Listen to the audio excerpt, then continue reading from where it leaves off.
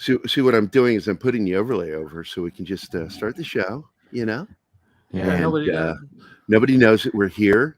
We're just real quiet. So when I was doing my every Thursday night, I do a live stream, and we were reviewing. Hey, that was neat. That was weird.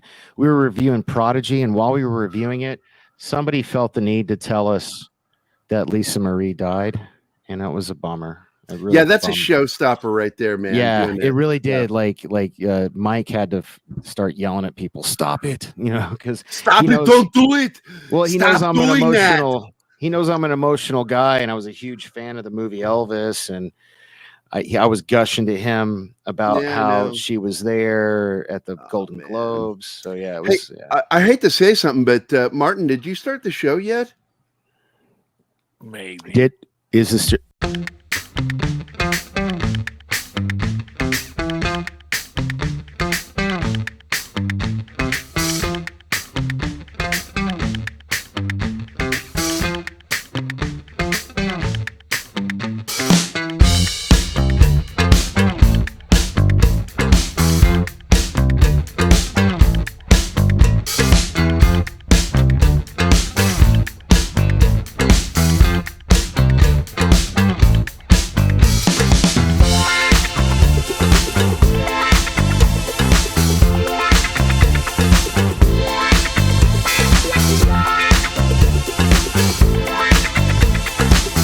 I'm on my 8th glass of the day of this stuff, man. This stuff. You really should I hope do that. Somebody knows CPR, man, because I think my chest hurts. No, this is my first cup of the day. I didn't do the show this morning. Keith did.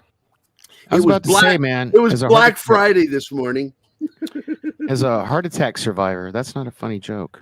It is Friday the 13th, by the way. When I'm done with you guys, I'm going to do my tradition and watch the Evil Dead trilogy. Oh, nice. Yeah. Nice. Hey, speaking of that, I introduced Anima to 2 classic John Carpenter films. Oh, nice. She watched The Thing with me and loved it. And last night we watched Escape from New York. Well, who wouldn't love The Thing? What'd she think about Escape from New York, though? Escape from LA is better, in my opinion. She thought some of it was silly, but she really enjoyed it. Okay, she enjoyed it. And I said, it's kind of over the top. It's John Carpenter. Look, when he's up on top of that fucking platform, he stops raising a snake and he leans over that M16 and empties a magazine into him. In reality, he just emptied 4 magazines into him, but you never see a reload. That's John Carpenter. Yeah. John Carpenter doesn't understand guns. He doesn't understand. Where do you think that old Hollywood joke trope thing came from, where action stars never have to reload their guns? Yeah, never have to reload. Yeah. But I think that it's really good when you see guys or women that are firing weapons reloading, because John Wick, baby. Nothing turns a fucking gun person on more than a mag dump and reload. John Wick and all the John Wick characters. Yeah. Those mag dumps are fucking sexy as hell, man. Fucking sexy as hell. You know what? I love it so much. After our show today, I'm going to go watch me some Donut Operator, because that dude talks about he'll do a mag dump special where it just shows people fucking cops drop a magazine reloading real quick. That thing drops out of the gun on the ground. They just already ready, charged, release, fire. And police officers, by the way, they go, why did they have to shoot him so many times? No, the reason why is because police officers pretty much across the country are taught that if you're going to fire once, you empty that fucking magazine. Wow. Yep. You don't fire once, you empty your magazine. That's why that young boy, the black kid back in early 2000s, standing there minding his own business, was mistaken for a bad guy, and cops I think he got hit with 60 rounds. And it's like, what the fuck? And it's like, they're trained to do that. And I think it's a problem. Yeah. I think it's a problem. What's the difference between that kind of training and the retraining that you received in the military? I mean, the military, we know we hit when we hit. We're trained differently. That's why, I was just talking with Chris on Wednesday, who is a retired police homicide detective. And of course, Don agrees with me too. We all agree that some of the best cops we know are also veterans because they're calmer, because they're like, this shit's nothing compared to what I went through in Fallujah. You know? And they tend to have better weapons control. And I'm going to tell a story that happened in real life 3 times where I was firing next to either law enforcement officer, you know, state to local level, as well as once an FBI agent. And there, as they used to say, there were Maggie's drawers with those weapons. I'm like, that's one of the big differences because we train every day in the military, every day. We're doing something. Wait. Oh, I Every thought day? you guys just Every day. If we're not actually doing the fighting or doing something, doing soldier shit, and it's we're training for when we have to do soldier shit.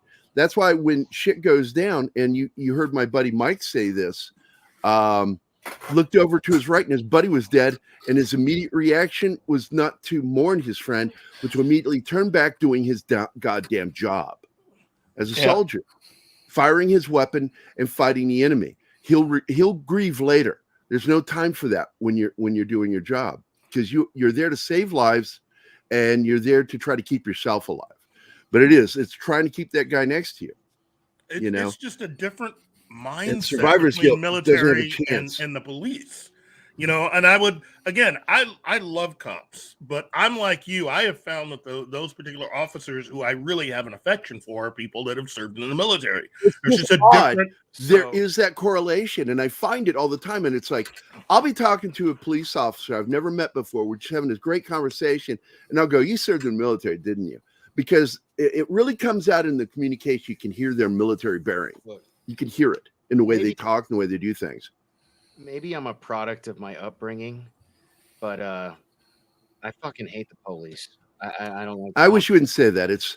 They are so needed, and they put their lives at risk for us. They really do. Every day. You know what? Day. No, I'm like, look, I get it, and I agree that a minority of our public servants take their job seriously, but unfortunately, I think there's a majority that just do it for the power trip. It's not. It is a minority. It's between 1% and 5%. Okay. If I may, they put out some really good albums, just so you know. Absolutely right.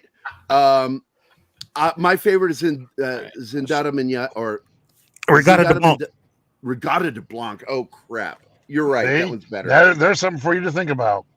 My favorite Synchronicity. Synchronicity is real big. Well, Joe, I don't hate you. I love you, bro. I just like. You ever tried to arrest me? No. Is it just me, or does Danny look like an extra from Falcon and the Snowman? That was funny. I haven't seen that movie so long. I don't remember. I don't remember. But I want to say hi to everybody. Happy Friday, everyone. I hope everybody's having a good Friday. Happy Friday the 13th. I am a big Sting fan. Anybody who knows me personally knows that my favorite individual artists are David Bowie, Sting, Seal, and Peter Gabriel. And up to the mid 80s, Phil Collins. And then I got tired of him because he either sold out or he bought in. It's the same difference. Are you a Peter Gabriel fan? And his only bragging rights on fucking No Jacket Required was there was no Fairlight used on this album. Read the liner notes. It's in there. I'm like, no, how about good music? Was there good music on it, Phil? No, there was a bunch of derivative fucking crap on there. Pop music. So Gary, are you're a Peter Gabriel fan, I take it then? Absolutely. He's one of my favorite songwriters of all time. I knew it. Now, Gary, also tell him you're a Swiftie. You're a big Taylor Swift fan. Oh, Joe. Swift boat fan because I love Swift boats. Okay, Joe, not where I was going. That's Joe, where my mind goes, military. Don't make this a thing, man. I love you, Joe. Don't. I don't hate you, man. Don't make it a thing. Yeah.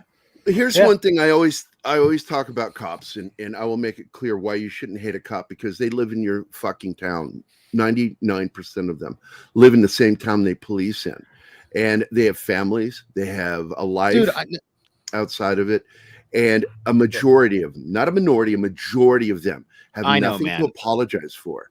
Look, these are good guys trying to do a good job. Now, agreed, there is that small percentage, like I said, but there's also that small percentage in there of people who really have a power trip issue, and they probably got beat up, fucked with as kids. I wanted to be a cop. I tested to be a cop. Oh, because Joe, I was one of the last people. Don't leave. I love you, man. Don't leave. No, I think he's telling that he's out of the discussion. Oh, okay. Sorry. I hope. Oh, no, he's on the road. Oh, he's driving. Well, look. So, but look, I got to finish the statement. Sorry. So basically, I wanted to be a cop because it's something. My dad was a cop. I thought I'd make a good cop. I had the right mindset. I had the right psychology, and I had the right reasoning, because I think reasoning is important. And they actually do a process. A lot of people don't know this. They do a process of checking out how fucking weird you are. But some of these guys are so sharp, clever. I'm not going to say they're smart. I'm going to say they're clever. There's a difference between smart and clever. And some of these guys are shitheels that get into the law enforcement, and it's between 1% and 5% all across the board. But that's everything. Every single job out there, you're going to have between 1% and 5% of fucking assholes working that job. No, I know, man. Mostly I'm like, look, my buddy Mike Sumter was a cop. My buddy Harry Fagel retired. He's actually kind of a cop of well renown, and it's a miracle he lived to retire. He's a poet now. I have friends that are cops. It's just, as somebody who was raised the way I was raised, who smoked weed from a very young age, who I've been in fear of the police my whole life. And that's why I love living here, because weed's legal. I've been threatened by one of them, and he went to prison. The guy who legal here me, too. The police officer who threatened me was part of a cabal in Fredericksburg, Virginia, that were corrupt cops that were stealing from local stores, and they had a warehouse full of shit. Like the Russian mafia? I wanted to write about them, but I'm terrified to write about them because some of these guys are still alive, and they were dangerous motherfuckers, these guys. Not the real law-abiding, law-supporting law officers, but the ones that were criminals that were working in law enforcement. When you say they were stealing from stores, was it like the Russian mafia, like the insurance? Yeah, they were collecting it. And I always suspected, because those of us from Fredericksburg, Virginia, remember Kel's Arcade, and Kel's Arcade was bought by one of those corrupt cops, and I worked for him, and he was a freak, man. He was always I've talked about this guy because he was always touching me. And I went to my dad, I'm like, and one of the girls that worked there, I'm like, can somebody fucking help me here, because I don't want to fuck with this guy. But inappropriately. I was 16. I was 16, and he kept gigging me. He liked to pinch me on both sides. But so was it like Joe Biden, where he? Yeah, it was creepy like that. It was that creepy. Okay. And I got the vibe off him that he liked me, and I was like, I want nothing to do with this. Scott's pointing at Keith. Nope. I just want to, before we derail and go on some of the other topics. There's no derailing. We're just talking. Very good. Thank everybody, because I am working as well.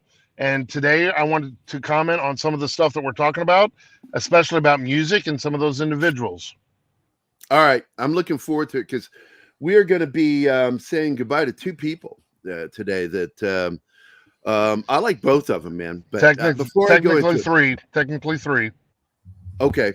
So, but to get back into this, it's believed. No proof has ever come, but he did go to prison. That boss went to prison. He was along with that whole cabal of corrupt cops that went to prison. We believe that he bought Kel's Arcade with ill-gotten gains and used the arcade to launder money made from the stolen merchandise. Wow. Yes.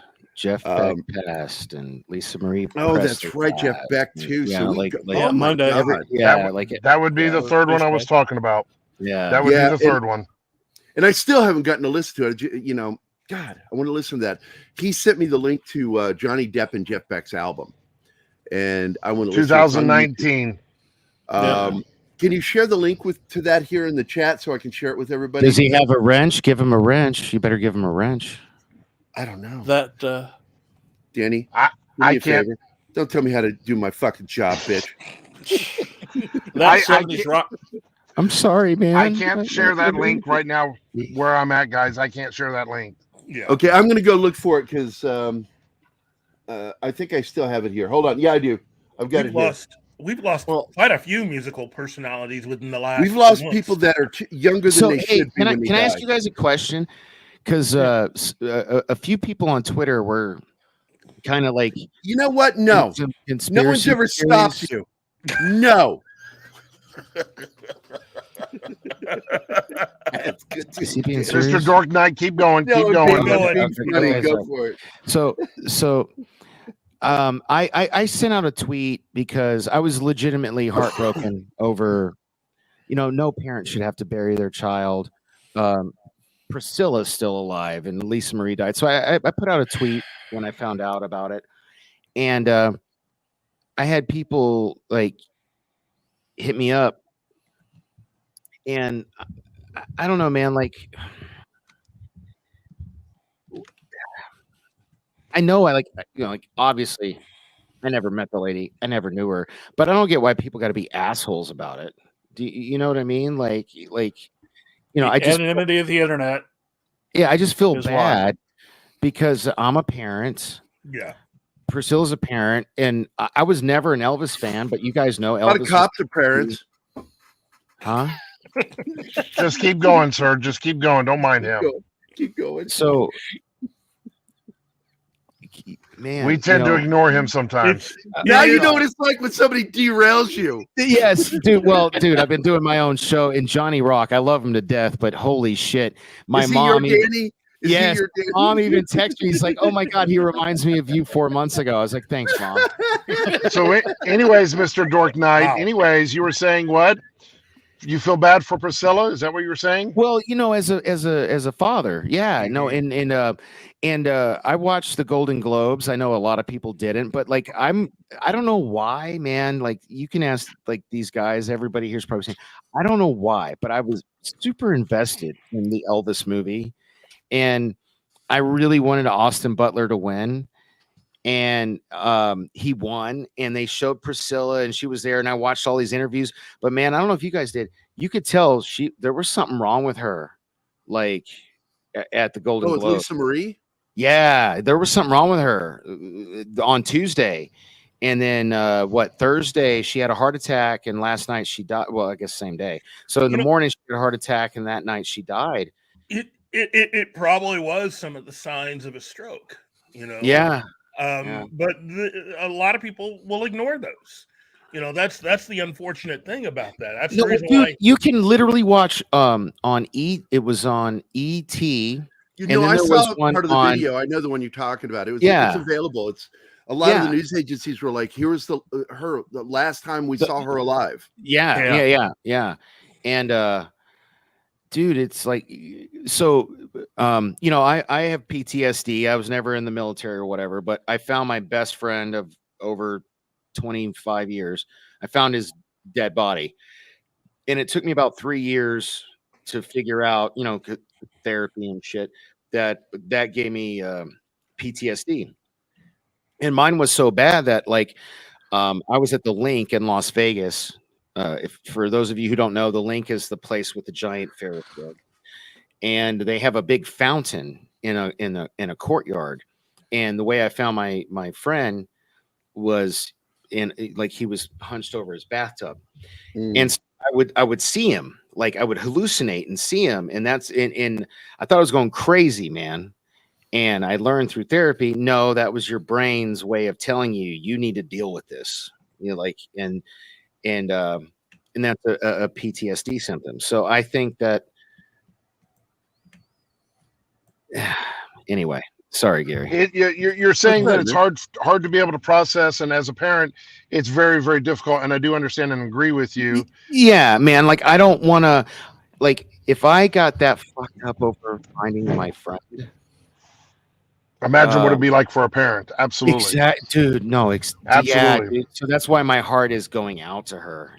That's my whole thing. But I will say, if I may, one good thing that we get to do as individuals. And I don't have a whole lot of time today, gentlemen, but one thing we get to do is we get to acknowledge or look at their things that they've done, all the other music, anything like that. And I will say that Lisa Marie was actually a decent artist, and she had some pretty good albums, including her gospel album. And that one is a lot of people think was her best album. I'll be honest with you. I've heard that her son is a chip off the old block. With I thought her son killed himself. Like, so I don't. Look, I don't know. I'm not that familiar. Yeah, her son did. Yeah, I'm not that familiar with her. I'm not familiar with her music. I didn't even know she did music. All I know is she was married to Michael Jackson and Nick Cage. My whole thing is not really because of her. It's because I watched that movie Elvis like 100 times and went down an Elvis rabbit hole after the movie came out. And as a parent, I feel terrible for Priscilla. Yeah, absolutely. Well, she did several albums. That might sound bad, but I don't know anything about Lisa Marie, to be honest, other than. Well, if you get a chance, if I may, I know everyone else has got something to say, and I didn't mean to interrupt you guys. I apologize. I put the link in the for the Beck thing, by the way, Scott. Okay, Jeff, real quick, Jeff Beck did an album with Johnny Depp. When Johnny Depp was not doing Hollywood Vampires, and everybody was touring and doing stuff, and Alice Cooper was back doing his things. Really good album. Check it out. Venus in Furs, great song. You're going to be surprised by that. Lisa Marie had several albums. I'm going to tell you that you got to go into it with an open mind, but her song of Dirty Laundry. Is she on Spotify? Oh, Don Henley's Dirty Laundry? She's on Spotify. She did a version of Dirty Laundry. Right now. All right.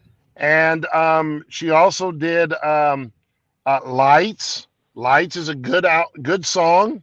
It showed some of her vocal range for the most part.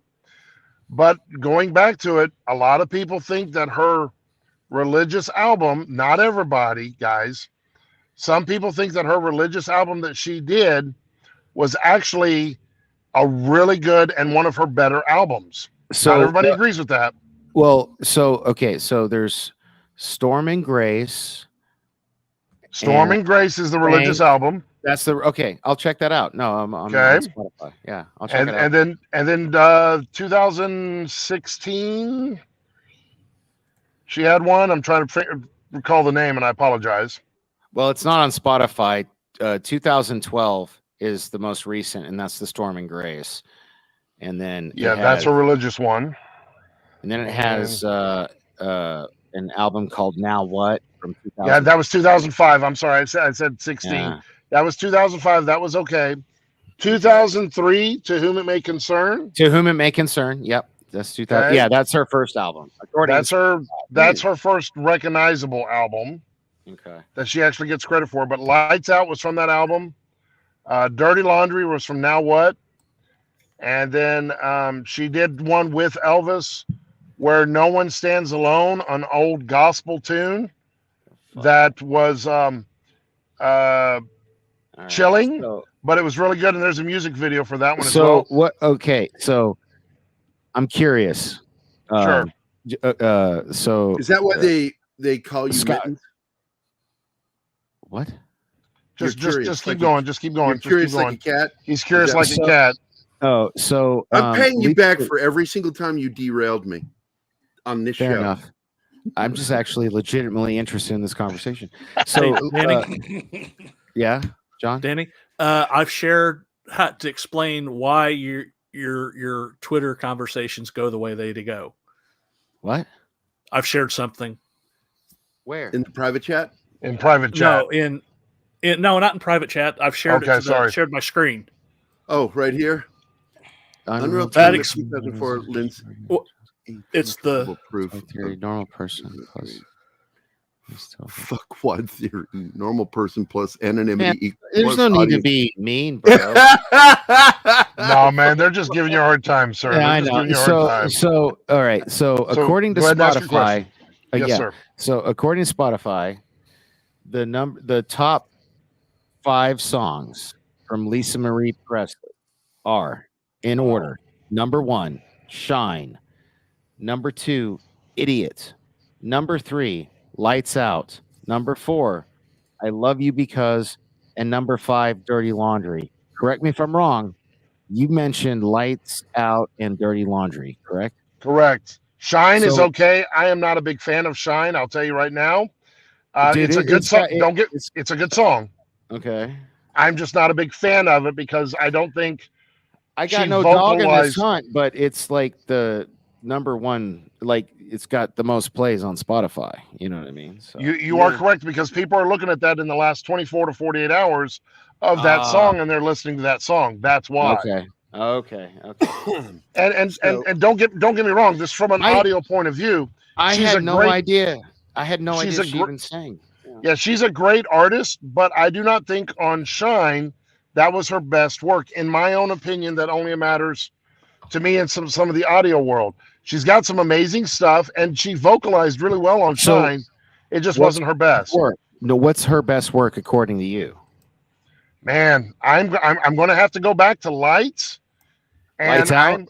Lights Out. I have to go back to that. All right. No, I'm going to listen to that one first, or what? And no, listen to that one. And then I think you really need to listen to Where No One Stands Alone, where she sings with Elvis. Elvis carries the song, but it's really cool how it sounds. But it's just a vocal range that is really good on her song. Right on. All right, man. Well, so she did awesome. What's her name? Natalie Cole did with her dad, right? Exactly correct. And several other individuals that are from famous singers have done. I can't believe it. I tweeted about this, and Marie with the T, I forget her name. She replied to it, but 6 days. Maria with T and Telly. Yeah, that one. So when 6 days after I turned 37, I had a heart attack, but it was because I was, 397 pounds to be on, like, cause I always say 400, but like legit, I was 397. And, I had no family history of heart disease or anything like that. It was 100% because, I lived a life of excess. And, for her to die of a heart attack just broke my heart.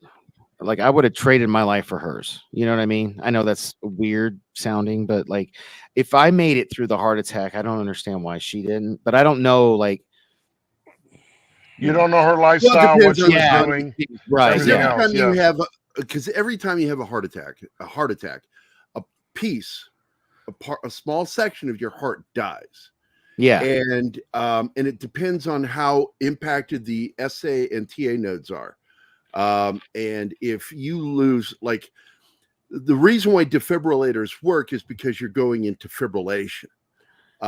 If you don't have a heartbeat, there's no fibrillation going on. So using the shockers doesn't work. Using the pads. Hey, if I send you my blood work, can you tell me about my heart or no? Like, because if you send me your blood work, you will go to jail because that's hazardous material, fucker. No. Blood across the country. No. Every time I get my blood work done, they give me a print off that I don't understand because I'm not a medical guy. So what you're saying? If you send me the paperwork for your paperwork, not your actual blood work. My don't paperwork. Send the blood work. Yeah, well, they don't even taking you literally. No. I meant the paperwork because they don't give me the blood. Like the paperwork. Yeah, I can read it to you and tell you what it says. I did it. We were sitting in the car the other day, Chris, Don and I, going over his labs, and I was saying what these things are because I understand labs. I'm going to take you up on that, bro. Keith has something. No, I was just going to tell Socks. She's got children. I mean, if Elvis really did leave everything to Lisa Marie, all that stuff. Only one of her children committed suicide. There's still like it was the young boy that looked like Elvis. He really did. Yeah, that's sad. She's got children that probably they've inherited all of it. I wouldn't be surprised. Like, dude, Priscilla seems to be immortal. I don't know. They should just leave it to her at this point. Jesus. Yeah, surgeries have been sort of working for her. There's some issues why he didn't leave it with her. That's other stuff. I was just trying to be, because her plastic face. We all know where I was going with that. So. Absolutely. Die and then others are like, that person was a legend. I've always liked Lisa Marie. I've always liked her. Shit, back in the 80s, I had a crush on her. It was hard not to. She was a sexy little thing. Dude. No. Well, she didn't get on my radar until she married Michael Jackson, but when she did, yeah, I mean, she was when like, she married him, I think all of us were like, what the fuck? Yeah, but like that's when she publicity stunt done well. I didn't like it because something seemed fake about it. No, I didn't like it either. But my point was, and I'm not saying anything about Michael Jackson being a kitty diddler. That has nothing to do with it. Nobody brought that up. Like, nobody bought fucking the Beatles fucking catalog, and then he marries Elvis's daughter, and I'm like, what is he doing? Publicity stunts done well. Just saying. Here's the thing. Here's the thing. Here's the thing. Sadly, I would have never known about Lisa Marie Presley had she not married Michael Jackson. That's how she got on my radar. That's all I was trying to say earlier. Absolutely. Absolutely. Keith, she was already on your radar before that, right? No, she wasn't. Not mine. I'm not talking to you, Danny. God damn it. Yeah, she was already on my radar, but you got to remember, everybody, this guy, he's way younger than the rest of us. So yeah, I know. I'm 43, bro. I'm not that. I'm no spring chicken, but you know, you're at least a decade. You were still in daycare when Keith and I were fucking girls. Ew. My mom is in the chat, bro. The roof of your mouth was dude. My mom is in the chat. Sure. Yeah. Your roof of your mouth was getting ripped apart by Captain Crunch when he and I were getting blowjobs by pretty girls. So, anyways, moving on. I just want to point out while he was being that vulgar again. While he was being that vulgar, he muted me because he's the admin. He can do that. And I was trying to say, shut up. My mom is in the chat. So, Mom, I'm sorry. Yeah, look, she's face palming. What? She understands that we can do dirty things. You were in daycare. That's what I didn't say you did anything naughty. You were in fucking daycare eating cat. So anyways, sorry, Mom. Yeah, I want to get to something because we did get derailed. Jeff Beck did some amazing things. Yarboroughs. I'm eventually going to get to people's names. I swear to God, I'm going to get to everybody's names. I waited and waited. We're already after the half-hour mark, and I haven't said hello to our chat. Go ahead. Go ahead. Yes, thank you. I wanted to say hi to Sox Bulletin, Bill Barkley, Joe's Atmosphere, Scribe Light, and I'm confused the love of my life, Monkey Jeebus, Dragon Ruse, the Peter Venkman fan site, Penny. You're welcome. Who happens to be biologically related to Danny. War Monkey. What the fuck is that supposed to mean? She shares 50% of your DNA, man. You didn't know that? Why don't you just say she's my mom, bro? I kind of did in my own medical way. War Monkey, Shadow Dragon, Donnie Pearson, and that's everybody. Whew, I finally got through the list. Good job. Yeah. All right, good. 70s rock fan. That 70s rock fan did a really great tribute to Jeff Beck the other night. If you ought yes, to look they did. Up. Yeah, I saw that. It was really good. But Audio Guy was saying something, and I want him to finish it. Hanging on it. No, go ahead, guys. No, listen, I don't have much time today. I'm doing audio work as well, but you know, some of these artists have passed away. Look at some of the chances of their last albums. Look at what they've done. That Jeff Beck, Johnny Depp album is actually really good. Venus and Furs. I'm just telling you, it's stuff that did not get a lot of publication and a lot of recognition, and it's some impressive stuff out there. And I would like to challenge everybody in the chat, if I may, to put some songs so other people can check those out. If you guys would, please. Yeah, it's a good recommendation. I would love that because you educated me on shit. What was it again? I need to put it in. I don't know. My favorite. No, the band you were telling me about earlier, dude. Venus, or the band is Jeff Beck and Johnny Depp. Johnny Depp was it has a group called Hollywood Vampires. No. Before that, you know what? I'll just rewind the video. I'm sorry. It's say my favorite Jeff Beck stuff's the early Jeff Beck group stuff when he was with Ronnie Woods and And Yardbirds, he only recorded that one album with the Yardbirds. Yes, and he replaced Eric Clapton, but he still did some songs. Oh yeah, he still did some songs and he did some tours with them. But no, I was gonna say my personal favorite of them is the early Jeff Beck group with Ronnie Woods and Rod Stewart. Yeah, that was some good stuff. Really good stuff. Have to admit. Wow.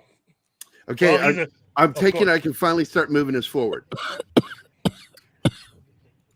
So, the other person that passed away is Robbie Knievel, which was a big shocker this morning. I did not know he died. Yeah, and do you know the cause of death? Or he had pancreatic cancer. Pancreatic cancer. He was in hospice for a couple of days. Bill Hicks. Same thing that took out Bill Hicks and Steve Jobs, right? That's cancer. Jobs? Yeah. Fuck cancer. Fuck cancer, dude. That's awful. Robbie Knievel, chip off the old block. Shit, that's a mixture of a great stuntman and a huckster. In order to be a Knievel, you have to have those two, and if you don't have them, don't even try. When did that? I didn't like the other two I knew about. I didn't know about that. Was this today or yesterday? Yeah, while we were doing the show. Was this morning? Show. It was announced halfway through our show this morning. I was on the show this morning. Well, I mean, I left. Was it after I left? I didn't say anything because I wasn't trying to derail the show. Oh, okay. Fair. Yeah, no, that's smart. Unlike last night when the show got derailed because of Lisa Marie Presley. Yeah, I think news like that can have a habit of really derailing everything. Oh, dude. Even though I like Robbie Knievel, I wanted to keep everything kind of positive because given the way the internet is and news and information. Well, no, I'm glad you did, man. Like, no, because that would have bummed me out. That would have been 2 days in a row. I got bummed out live on a stream. That would have been shitty. I just want to say this, being a kid of the 70s, basically, what Gary and I are, it's hard. I'm the 80s, yeah. It is really difficult. We're actually born in the 60s.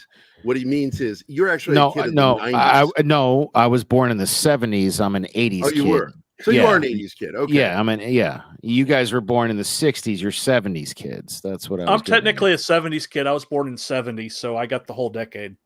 Oh, well. Shut up, John. Nobody cares. That's funny. Matter. What I was going to say was, it was difficult to not admire someone like Evel Knievel. It was difficult to with everything that the 70s had going on. It was difficult not to see Evel Knievel as one of the giants of the decade.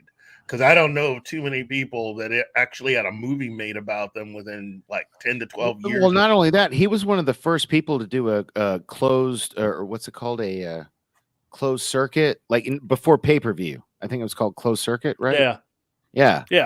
He was one of the first attractions to do that. Yeah. And everything he did made national news. Yeah. And for those of even when he failed miserably. Hey, I want to address that comment that I just had highlighted. Actually, in reality, Norm Macdonald said it best, who was dying of cancer when he made the joke. He said, technically, you don't lose a battle with cancer because cancer dies with you. Yeah. And I thought that was a profound statement coming from a guy that only within a handful of years would be dead from his years of fighting cancer. And it's true. Basically you're taking it with you. You take that cancer with you. It is not immortal. That the fucking cancer is just all it is normal cells that mutate. Look, man, and become cancerous. I've smoked way too much weed. I'll forget. Would you make a meme of that? That's beautiful. Would you please? I'll actually find the quote for you.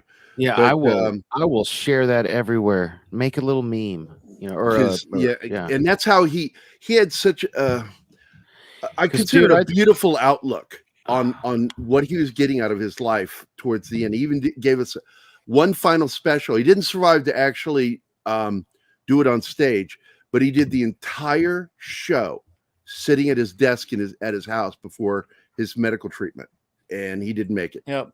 Yeah, but he ended up with that special, and I can't get through it. I still can't get through it. No, man. The whole reason I was a part of Critical Care Comics for 8 years is because I took my grandpa to his chemo treatments. You know, like I was with him, like I was there when he died. You know, it's just like fuck cancer, just like you guys said. You know, yeah, my it's just such a so that's great.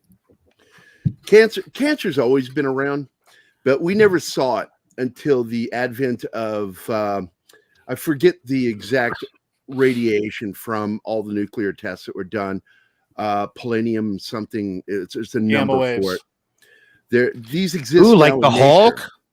No, it's not gamma. It's there's a form of radiation that exists now in everything, even on Pacific Islands that no human has ever gone to. They'll find it. It's everywhere because once it went into the atmosphere, it went everywhere. And so now unobtainium, ever since 1945, when they did the tests, that material exists in the air, and we've seen cancer become far and wide more robust with human life.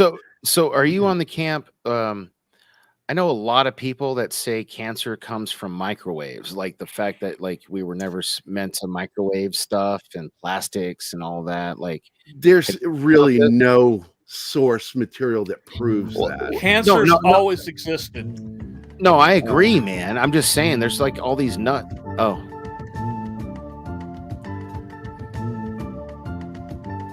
And that makes us here at the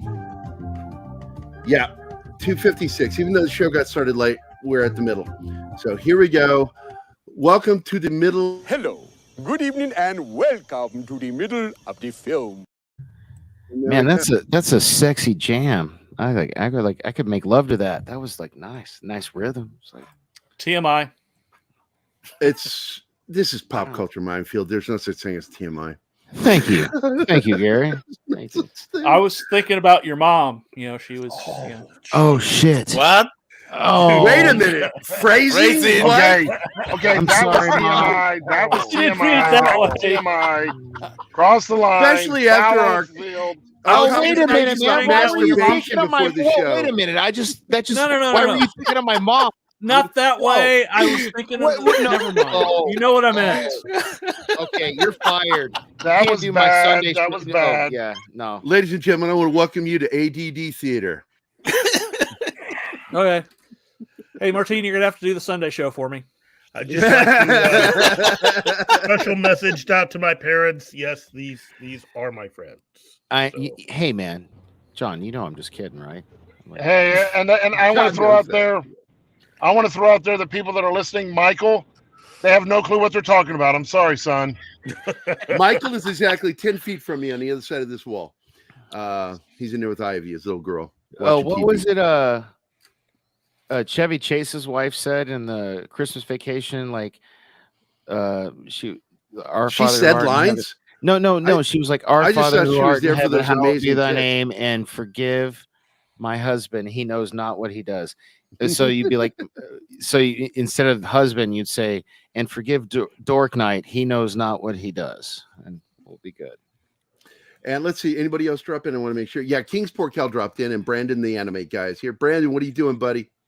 And hey, Donnie Pearson, dude. It's good to see you again. You drop out every once in a while, and then you pop back in. Well, dude, Donnie, okay. I'm almost wondering, Donnie, do you stalk me, bro? Like, he's in like all of my, or maybe the algorithm of YouTube. Like, he's everywhere. Andy is high right now. I'm just letting everybody know.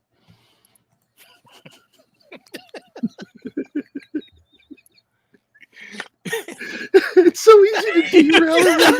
So anyways, we're talking about those individuals that we have lost on today's show. We want to thank everyone for we're getting ready to move on. We're going to move on to some other subjects. Look, I'm really sorry, man. Like, I don't want you to be mad at me. Like, I'm sorry. You're running down a hall. You turn left. You turn right. What's that ahead? Wall. All All That's right. what we used to do to all of our stoner friends in high school. All right, gentlemen and crew, I want to thank you guys. The audio guy is going to go do some audio work. Appreciate you guys. Have a great evening. And See you when you get home. Remember, music always makes it better. Oh, always, dude. All right, Shit. Scott. Thanks a lot, buddy. I'll see you when you get home. I want to introduce Scott to my second ex-wife, Stacy. They would so get along, not in like a romantic way. I just mean like as like kindred spirits, because they're both like music's everything, man. Music's for this, music's for that. Like yeah, you know what I mean? Yeah, like yeah. I think it's some hippie bullshit, but whatever. Oh wow, thanks, Monkey Jeeves. Whatever. I love this. The pot calling the kettle black. I mean, I don't think I've ever seen. Right. I've never seen Monkey like. Yeah, hey, out Monkey, of fucking. why don't you get on the hand. live stream? You always come to the after show. I would never have him on the live stream because he's Yeah. always got a bong in his hand. And we have a rule of not doing that on camera. Oh, so, my bad. Okay. But anyway, here we go. The second part of the show is going to be about a couple of things because I don't know if anybody saw this. It's just fucking hilarious. Don't get me wrong. I love Zachary Levi. I really do. I loved his show, Chuck. It was one of my favorite shows. I watched it for Adam Baldwin, though. I honestly did. And the chick. Wow. I only hot. watched it because Scott Bakula was in it, but that's fine. Yeah. My boss was in it. Dale Dye was in the very first pilot episode. But here he is with his boss. With his boss. Peter Safran. Yeah, Peter Safran, one of his bosses. And he's just who are those two? He's fucking sucking up to this guy. Whatever. Who are these two bitches with him? Or females? Sorry. Who are these two females? I didn't mean it like that. I'm from the East Coast. Jesus Christ, you fucking snowflakes. Who are these two women with him? I don't know where to go with that. I'm just asking a question. Who are the two chicks? You told me. I know who Zachary Lee. I know is these two people. I have no idea who the fuck these are. All right. Even though one's got their tongue out like a fucking whore, but that's fine. That's supposed to be Peter Safran's family, I'm assuming. I mean, oh, okay. Okay. Well, Zachary Levi got up in one of them guts, 100%. And by the way, a backwards peace sign means fuck you, by the way. Boop. I know. It does. It does. I know. It's over in England. They didn't have the middle finger in England. They would do this to you. Boop. Boop. Fuck you. That's what that means. This is so peace. I just think this is absurdly funny. This is fuck you. I want to keep my job, man. I want to keep my job. Yeah. Whatever. So Zach is hoping to keep his job as Shazam. He's a little like, dude, no, that little statement he made, you know, he's a pathetic little bitch. He's getting thrown out with the rest of them because James Gunn is completely starting over. And he's just trying to like starting over because we believe he's like, David I don't want to he's like, oh my God, you shouldn't have done that. I don't want to mess up my, my box office. If you say like there's no future, like people will just not give a fuck. But it's too late because James Gunn is an idiot, in my opinion, and already did that. Like they should have waited. You know what I mean? Like Shazam. Yeah, totally. Absolutely agree with you, Bill Barkley, because I keep trying to say something and he just starts going. So Zachary is wanting to keep the Shazam thing, or at least get a deal out of it to where he has some work. Like they've already made offers for Henry Cavill. I don't think anything's going to happen with The Rock. I think Rock is done with Warner Brothers. I just don't think he's going to continue because there's a lot of bruised egos and hurt feelings that happened over that. And I think money was in play, and that pissed The Rock off, that he had that purse cut off because he had personal investment in that. But it leads us to the next section, which is Bob Iger versus Bob Chapek inside the Disney coup. No, but I want to ask you a question about the thing you just talked about, the Rock thing. Did you see I saw an article about Rock is now going to the MCU. Have you seen that? Do you know anything about that? Is that bullshit? Like, I'll take a look over at Geekosity. I trust Mikey when it comes to this stuff. Oh, there's Matt. Oh, there was Matt. Go ahead, man. I'm not gonna touch it. Go ahead. Hey, Matt. There's Matt. Hey, Vader. What's up, dude? What's up, guys? How you doing, buddy? Good. I saw your link. I go, oh, I got 30 minutes. Like, well, I sent you an invite days ago for your fucking birthday, and you never showed up. Hey, you know what though? We wish you happy birthday live on the show, though. So you, so you know. And I'm pretty sure I was one of the first people to text him happy birthday. You were. You actually, I think, were the first. You even beat my kids. Oh wow, really? Yeah. That's creepy. I'm sorry. I didn't It's only creepy if you also added dick pics.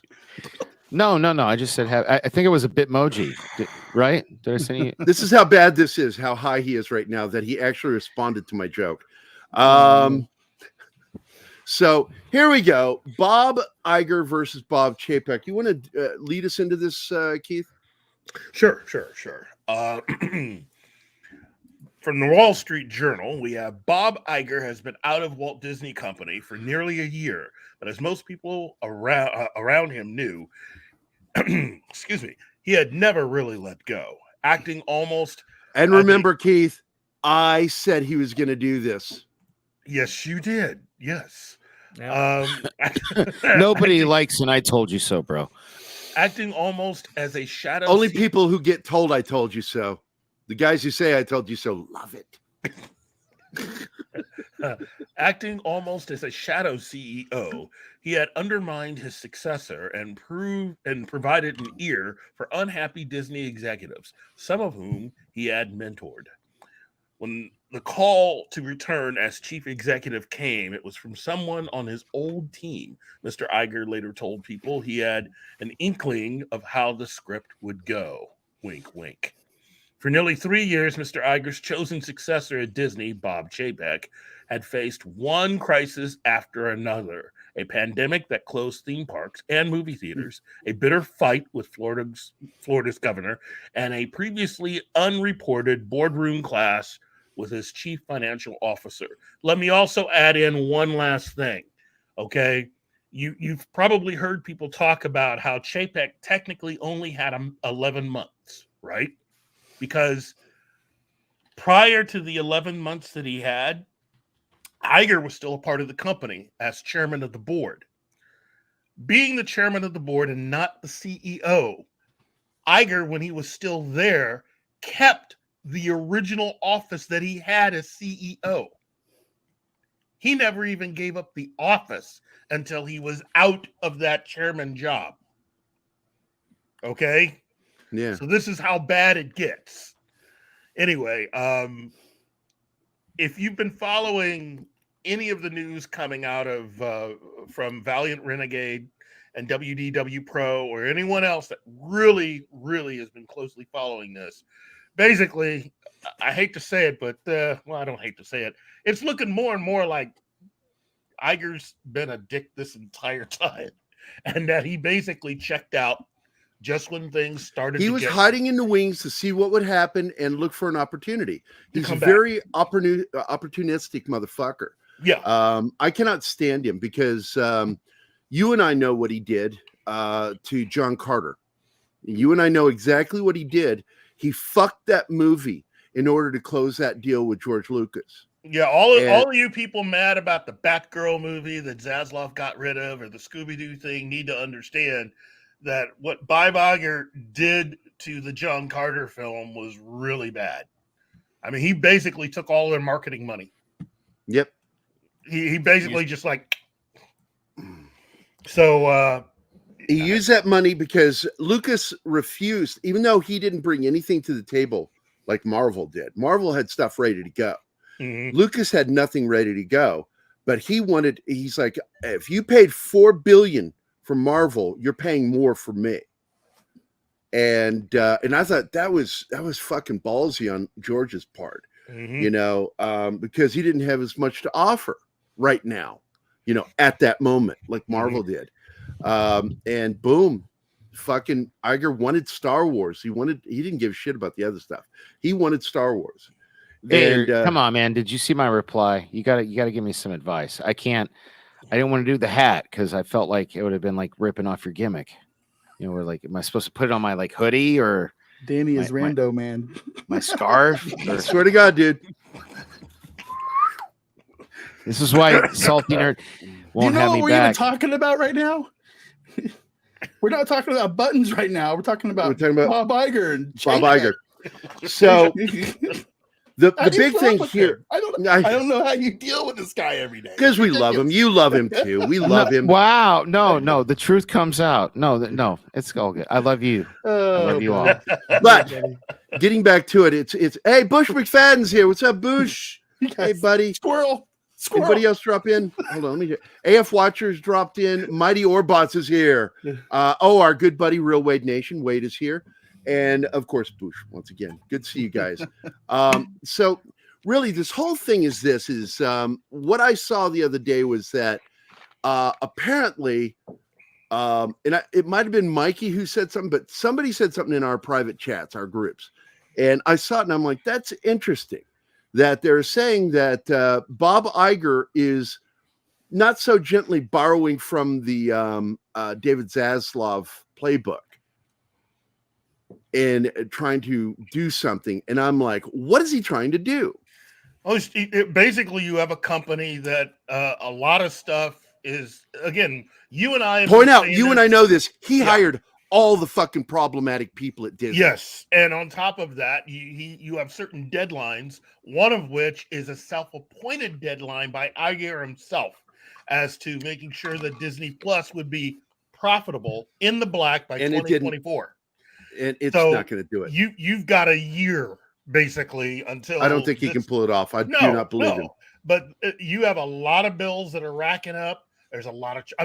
if you thought that what you've been hearing about Warner Brothers is bad for the amount of money that they owe, Disney is even worse. Okay. And so, and by the way, it was the investors, as I recall, and the board that pushed for Chapek to be removed and Bob Iger to be put back into office. Yeah. And there are dumbasses that think Disney can afford to buy the WWE. There was a time when they probably could have. There was a time 4 years ago when I said, and Keith agreed with me that they probably had the deepest pockets of any of these studios, and they have shriveled up. They squandered it. Absolutely squandered it. Well, there's a lot of stuff to be paid off. There are a lot of bills. You're racking up a lot of bills. Disney Plus is losing them millions a year, right? Well, it's not just Disney Plus. Disney's still in the red. It's operational expenses when you are shut down due to a pandemic. I thought the parks were making money. The parks are now. Yes. Well, you know what? Fuck the parks, because I used to go there all the time because it's a 3-hour drive, and now it's like twice as much, so they can go suck my dick. You know what I mean? Sorry. All right. One of the many things that will make Danny want somebody to suck his dick. Okay. List is growing. Well, and Disney has to pay NBC for Hulu. Yeah, that's the bill due this year. Yeah. That's they're going to start selling off stuff. Marvel is the only thing that's profitable at Disney other than the park itself. Right now, actively. It was not. It was costing them money. They lost probably close to about $1 billion alone. Well, did you see Star Wars park? Did you see Drunk 3PO's video the other day? Apparently, a bunch of the people are quitting the that immersive thing. What's it called? Yeah. They're just walking out and leaving. It's apparently it's a very corrosive environment, and people don't understand toxic. The most toxic environment you can be in is a woke environment because you're afraid to say anything. Who the fuck wants to walk around every day afraid to talk? You're walking around on eggshells because you got a bunch of people on their period.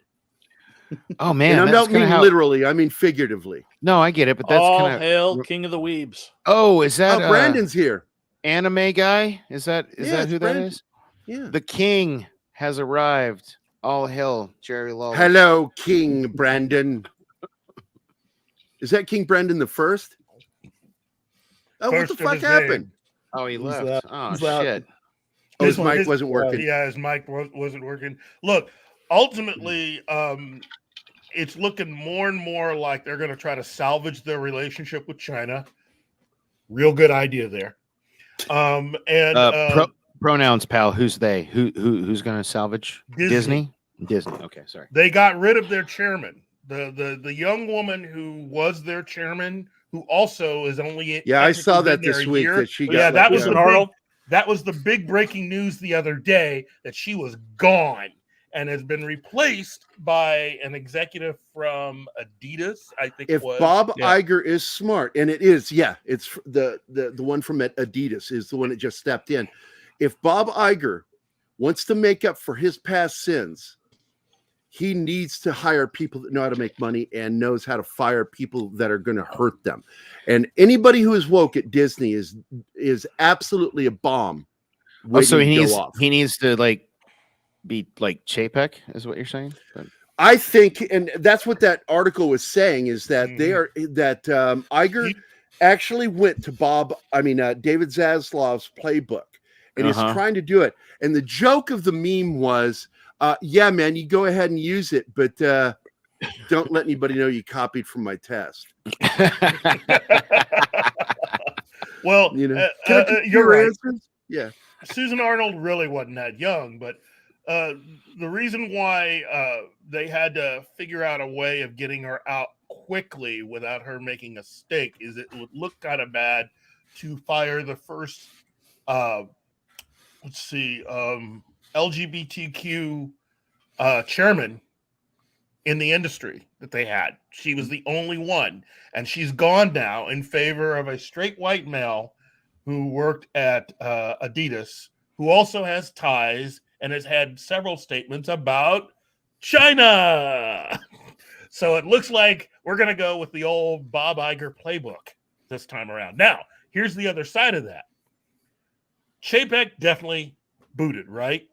Iger has never said that he's not going to get rid of the plans that Chapek had, which means there will be people fired and or let go according to the plans laid out by Chapek. So he's going to basically play both sides. And this is just basically this is an S show. I wanted Sox Bulletin just said something. I'm having fun with this one. Did the M&M company go woke? I saw something about all the M&Ms are now supposed to be all female. I have no idea what any of that means. And I in my head, I'm like, I have no problem with that because I love eating. No, there's a new package of M&Ms that's supposed to be highlighting the struggle of being a woman or some shit. I don't know. And candy companies are really fucking dumb. Listen, like, it's got like I think a new purple color, the brown one, because all brown M&Ms are chicks, I guess, and the green ones and the green one. Yeah, Greenies. It's very very multi. So they're a hard nut to crack. Yeah, hard nut to crack. That's right. I saw him at Target the other day, and I went, "Hey, look!" And my wife said, "Wow, that's dumb," and we kept walking. Yeah, it was really funny. They're really reaching, man. They are reaching into limbs where nobody's going to climb. They're the only ones going to that limb, and they're out on that limb by themselves, and they just look stupid. It's Babylon B did have a funny meme about that. It was a joke about Mike Pence having to repent after he ate the bag of all-female M&Ms. Oh my God. The sad part is that's probably on the not. Yeah, look at his wife. He's probably looking at his wife. I'm so sorry, honey. I had no idea. and you just got to. I'm sorry, mother. I'm so sorry, mother. No dirty words were used here. By the way, it's all in our heads, right? You got to be careful with the all-female M&Ms because they're only good for about 3 weeks. Then you got to throw them out and start over again. Yeah, because they get really mean. Yeah. All right. Here's a question. Kind of gross. As I said, if they're a hard nut to crack, are they a hard crack to nut into? Oh, he's here all week, everybody. He's the anime guy. You just got a PG-13, mister. Nice. I kept it as clean as I could. Yeah, I would say we've gone off the rails, but we were never on the rails to begin with. No, this is ADD theater. I wish people. Yeah, I know. And the funny one is, I should go buy a bag of those to eat online tomorrow. What we need to do is we need to come out with a candy, man, and we'll put it out between Salty Nerds and Pop Culture Minefield. Pop Culture Minefield will have the plain chocolate, and you'll have the salty caramel. And it will be little penises and vaginas. Yeah. Candies. All right. And of course, we can actually sell one that's all dicks, and we'll go, here's your bag of dicks. Try not to choke on it. That's a great idea. That's a great idea. Oh, Lord. How is everybody today, with the exception of the people that are dying all around us that shouldn't be croaking this early? Oh, yeah. The first hour was all about that. It's just, I hate saying it is depressing when you look up and you see someone that you really liked that's dead. You know, we come to expect it with those that are in their 70s and over. But when you see people in their fucking 50s and maybe early 60s croaking, it's just unheard of today. You know, the joke is not a joke to me. Is like, you remember back when we were kids, guys? You got to go, Keith? No. Jacob the Critic was telling us hello. Oh, hi, Jacob. Hey, it's Jacob, our good friend. Yeah, man. Him and his sister. I'm friends with both of them. But and I bought a chest of drawers off of Jacob. Remember when I had that room when we did the show there, that big chest that a bunch of my shit was sitting on, because that's all the chest of drawers for me. I don't put clothes in drawers, by the way. I hate drawers because spiders live in drawers, so I never fold my clothes and put them in drawers. I hang my clothes. That's why he wears goes commando. I do not. I was yelled at by my doctor for that like 5 years ago. She's like a little Asian lady. I have a lot of Asian doctors. And she's like looking at me and she says, you have a medical problem. You need to make sure you wear underwear. And I'm like, can I wear at least a boxer? She goes, no, you need to wear something that holds you in place. You're not 18 anymore. Wear underwear. She said that to me, quote, end quote. Wow. And I'm like, I know I'm in my 50s. Jesus Christ. I didn't know that mattered that much. Okay, I'll wear underwear. So I never go commando anymore. I don't like it. So once again, there's no such thing as TMI. This is Pop Culture Minefield. We will talk about any fucking thing on this planet. That's not a piece of knowledge I thought I'd learn today. But that's good. Look, man, we're friends. Get used to it. Hey, Duluth Trading Company, man. Try those things out. Dude, those are really good. They're really good. I got like 7 of them last year for my birthday. Their boxer briefs are listed as the best in the market. They're awesome. Not a sponsor. Duluth Trading Company. They're the best. Gary, now that we're with KGRA, fuel up, dude. Matt, I'm going to get you the code so you can get a discount. Sweet. Dude, you've got to try this stuff. I'm living on this for the last week. What is that, like pre-workout? It's like gym crack. I love that stuff. Martin said something. What? Yeah, read this. Jeebus. Backdoor Gary hangs his clothes like David Carradine when he masturbates. You know what? Fuck you, Monkey Jeebus, you sick son of a bitch. Jeez. I think wasn't he the one that asked someone the other day? One of my cop buddies was telling a story about somebody that committed suicide in the closet or hanged themselves. That was it. They hanged themselves. Yeah. And Monkey Jeebus goes, was it Keith or David Carradine? And I'm like, Jesus Christ, dude, what the fuck? Monkey Jeebus slays me, dude. And by the way, Backdoor, I've got to play a video. Let me get to it. Hold on. First of all, I'd like to say this about this entire show. I'd buy that for $1.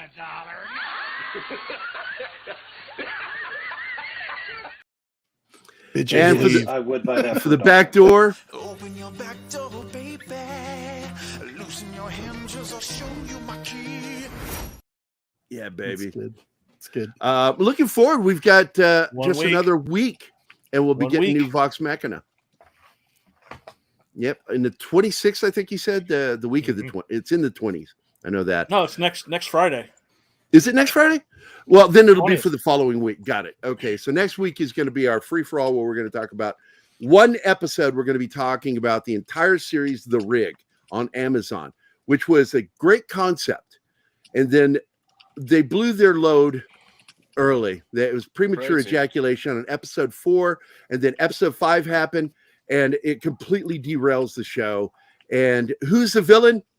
You'll find out next Thursday. I'll tell you who the fucking villain is. And it's so ridiculous when they do this. It's a sign of bad writing when you do what they did. Turns out it's Greta Thunberg. Greta, dude, you spoiled. You mean female Golem? How dare you? How dare you? I'm sorry. Martin actually has the audio. Do it again. How dare you? Yeah, I don't have the audio for that one.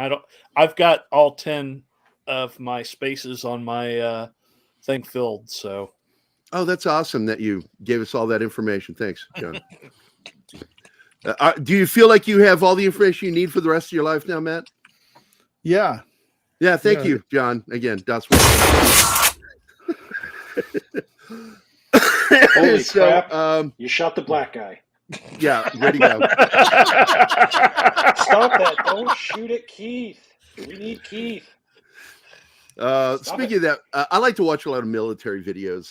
They have these guys that are former military that do shows about how to use guns and this one, she and I watched it. And it's like guys go down range and they would allow the other guy to fire over their head with different weapons. So you could hear what they sound like, from sonic to supersonic to subsonic. And they each make a different sound when they go over your head. But there was a moment, because I have been shot at. And it was funny. Anima was watching me, and I'm sitting there. And when it happened, the sound, it was so like really right in. It was perfect audio. They recorded beautiful audio on this show. I went when it happened, because it's just my instinct. When you hear this, it's a sizzle sound. When you hear the sizzle sound, the shit's fucking close to you.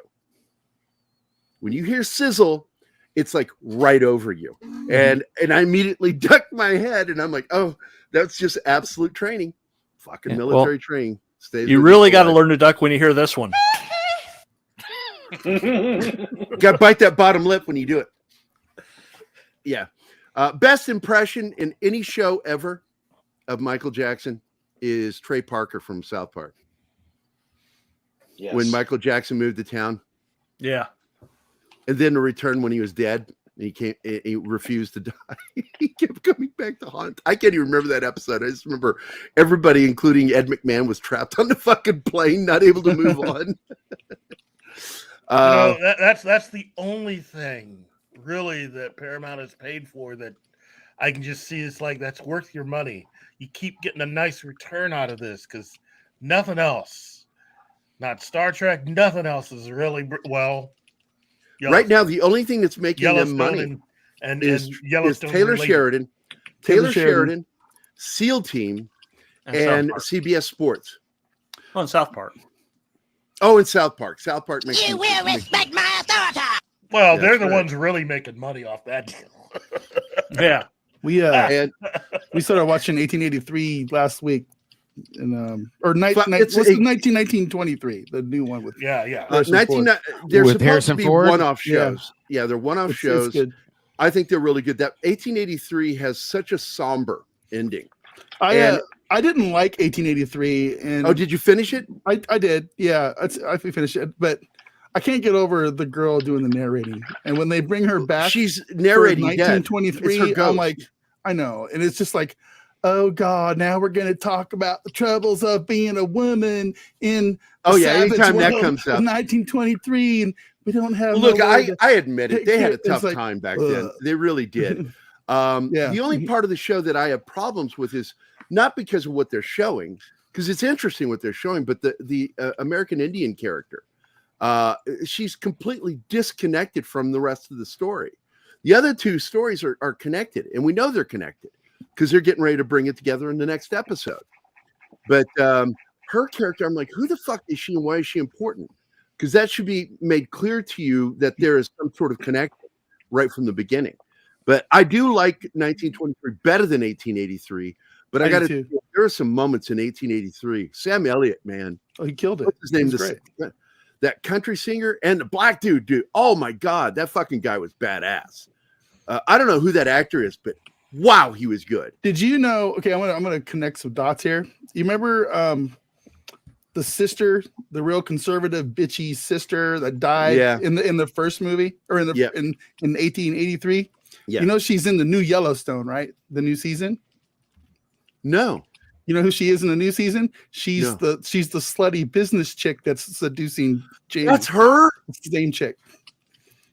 Get the fuck out of here. Swear to God. It's wild, right? It's just like, damn. They look nothing alike. My God. Fuck off. Yeah. It's crazy. She's good. She's a chameleon. I did not know that. That's wow. Look, I said this the other day, and even Mikey Sutton acquiesced and said, absolutely, I'm right. The single best screenwriter on television today is Taylor Sheridan. Yeah.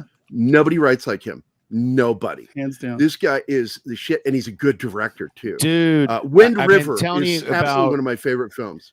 I've been telling you about Sly Stallone's, Tulsa King. That shit is so good, man. That's our next one. We're watching that when we're done with 1923. So let me see your eye real quick. How's that thing doing? Wow, thanks, man. I'm trying to see. What? It's okay. It's healing. All right, that's good. What the hell happened to Danny? Did he get beat up again? No, he had a sty. Oh, and we'll go with that. It just basically moved through his eye. Yeah, I personally think it was herpes in the eye. Yeah. No, he's it had nothing to do with CC punching me in the face, but that's okay. That's okay. All right. Yeah, that's a hell of a cast right there. Can you enlarge that, dude? I just seem to bring the worst out of women, Vader. I think this is the second black eye you've seen on me, right? This is not a discussion for public consumption. Yeah, I'm absolutely not going to engage with this. Yeah, there you go. Thank you. Billy Bob Thornton has this single greatest moment in this show. And I shit you not. And I think it's payback for him being such a pussy in Tombstone.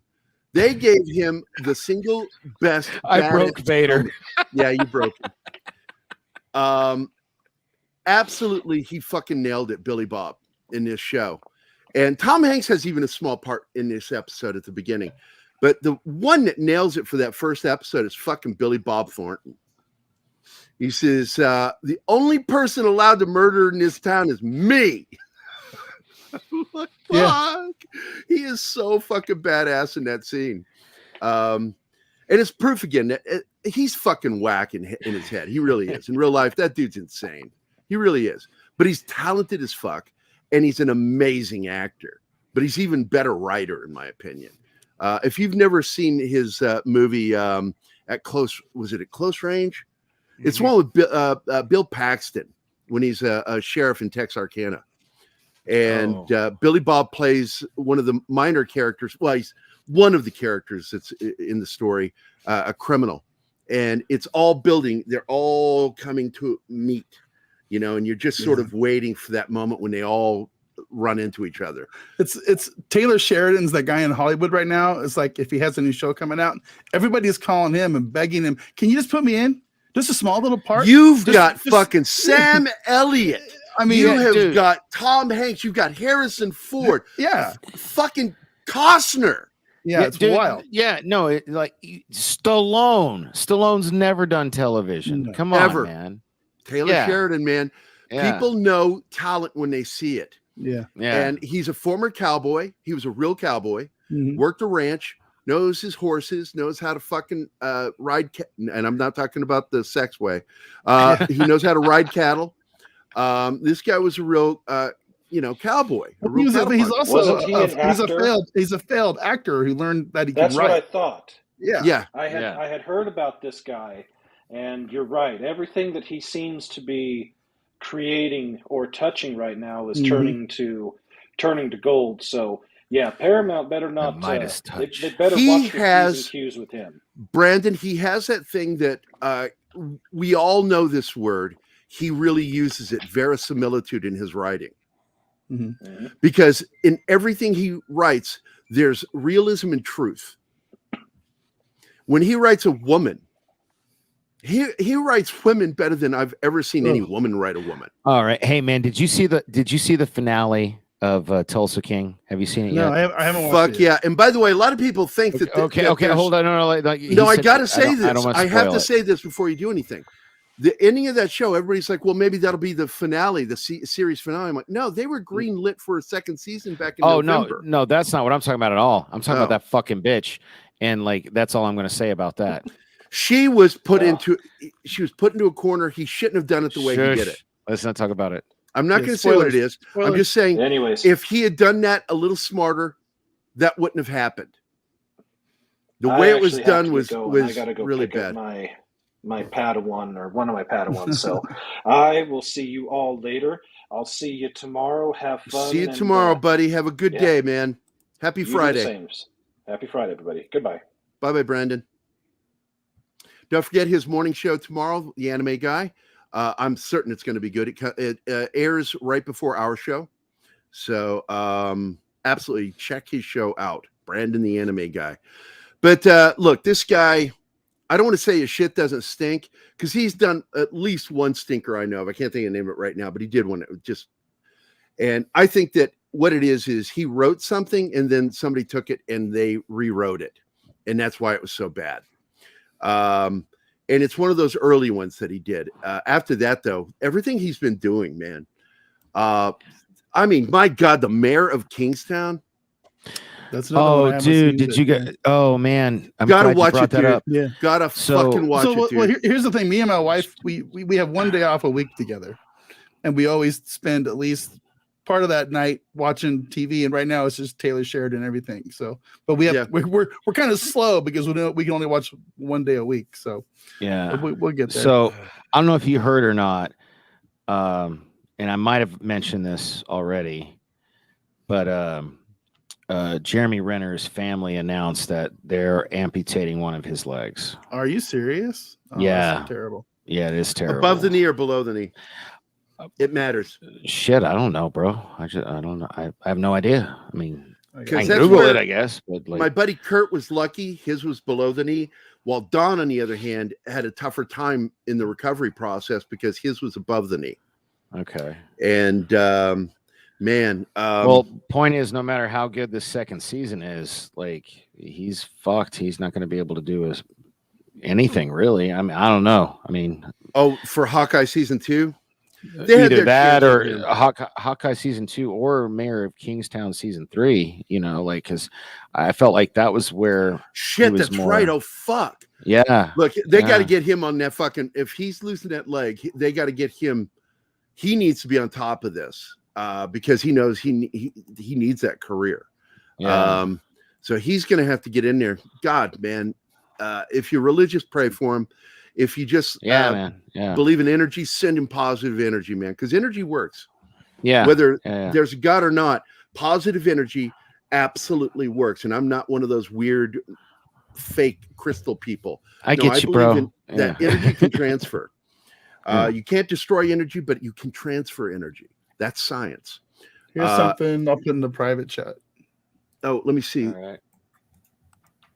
I don't know if this is. Oh, I'm not seeing it. Oh, there it is. Oh, you sent it. Let's open this up. I don't know. I haven't read this yet. So this is tragic. Oh man. Oh no, this is the one that I read. This is the same article I saw. Yeah. Oh man. Oh man, let me go ahead and share this real quick. This is Fandom Wire.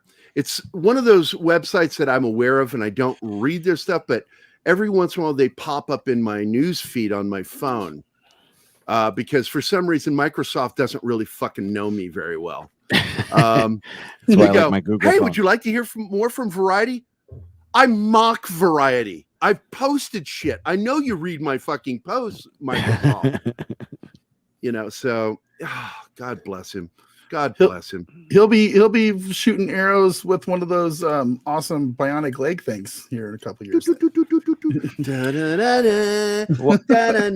Yeah. No, well, I mean, I just at the end of the article says that the doctor are considered amputating if necessary. Yeah. Well, no. Yeah. I mean, there's no final word yet. Oh, okay. Okay, so that's good. I hope that he doesn't have to have it amputated because that will have an impact on his career. Hopefully. And here's something interesting. Kurt Yeager is perfect proof of this. My friend Kurt Yeager, Sons of Anarchy. He was a hitman in that Skinamax series. Great actor. He's been in a lot of movies and TV shows. And sometimes he plays a guy with a prosthetic leg, but he can also play guys without a prosthetic leg because you don't have to see his leg. And he can walk and do all of his own stunts. So it's in the PCM chat. What is? I have been saying stuff about this for as long as we've been talking about it. Yeah, I saw your comments. I was muted and off camera this whole time. You didn't know it? No, I didn't realize it. I'm sitting there talking about it. So I'm looking stuff up, and what I started to say is, hold on. Let me put you center screen, ladies and gentlemen. This is a dumbass. Didn't know he was off camera and off mic. Dumbass wolfing. All right, go ahead. So, what were you wanting to say, buddy? Well, the thing is, there's differing reports because this came out on this Fandom Wire. I'm not sure how accurate they are because I don't trust mainstream media is saying that he's quote unquote crushing all his recovery goals. So if he's crushing his recovery goals, that doesn't mesh up with he's going to lose his leg. All right, so let's all remain positive about this. And it's probably some clickbait bullshit, man. I got to tell you, dude. Fandom Wire, absolutely. When Microsoft goes, "Would you like to see more from this?" I select the three dots, and I go, "I do not want to see anything from this website." Yeah, and so they're not in my feed anymore. There's only certain sites, Variety, The Wrap, Hollywood Reporter, are not in that list of things I want to read from.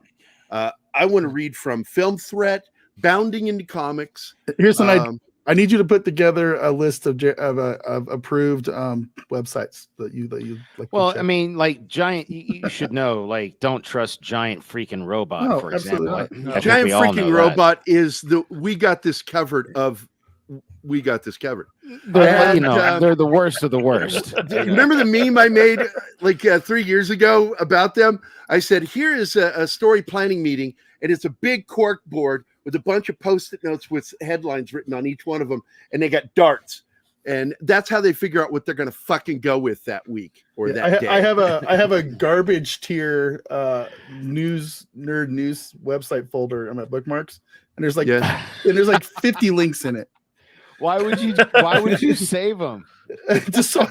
Because the way I know that they're trash websites. Oh, okay. So I need to dude. I used to like 10 years ago. I don't even think they're still around. I used to my go-to website was Topless Hey, Gap Robot. is here. Hold on. Hi, Guy. What's up, dude?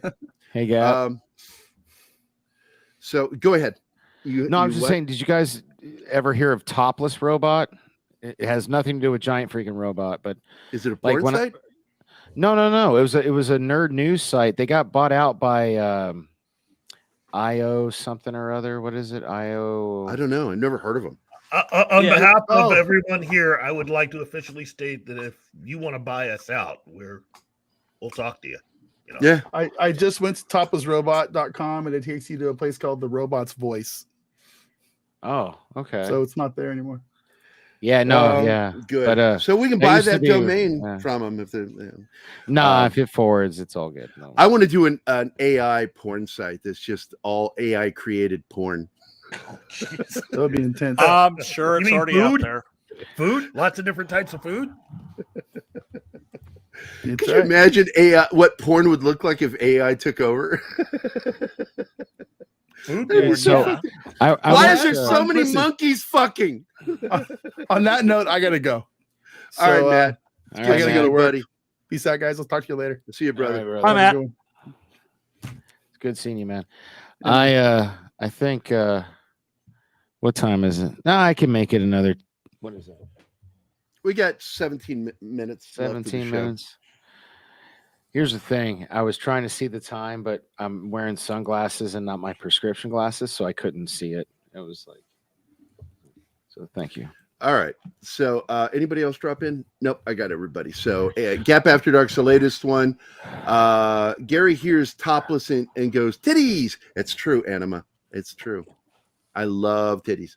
I'm a big fan. And here's what's funny, though. What am I attracted to with a woman when I first meet her? Eyes, nose, shape of the mouth, shape of the jawline, and their hair color plays a great part of it. Everybody knows, Anima knows, that red hair gingers are kryptonite. Okay, so Reader's Digest, you're a face guy. Yeah, but then almost immediately, I love looking at butts and I love looking at titties. And it's a fact. Well, you're a man. So, yes. So if you had to put it, what order? Ass or titties? What order? What is this? What are we looking at? What? Oh God! There's already a AI porn website. Are you fucking kidding me? Nope. That quickly. Not. You said it online. I'm telling you right now, this is nightmare fuel. Oh God! Anything that an AI thinks that would be sexually titillating to men and women is going to be horrifying. So I bet you money. Thing I was going to say. There's a whole Reddit group devoted to AI porn called Unstable Diffusion. Oh my God! Oh my fucking yes, God! You're say it out loud online. Gap After Dark. You're right. I wish I was wearing the shirt because my porn is called Anal Fantasy. Frequent watchers of the show will get that joke. Anyway, yay.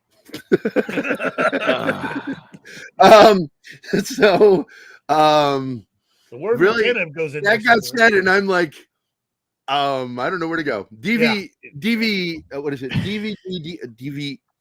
DVDA. It's the band that's Trey Parker and Matt Stone have. Their punk band. It's double vag, double anal. It's the name of their fucking band.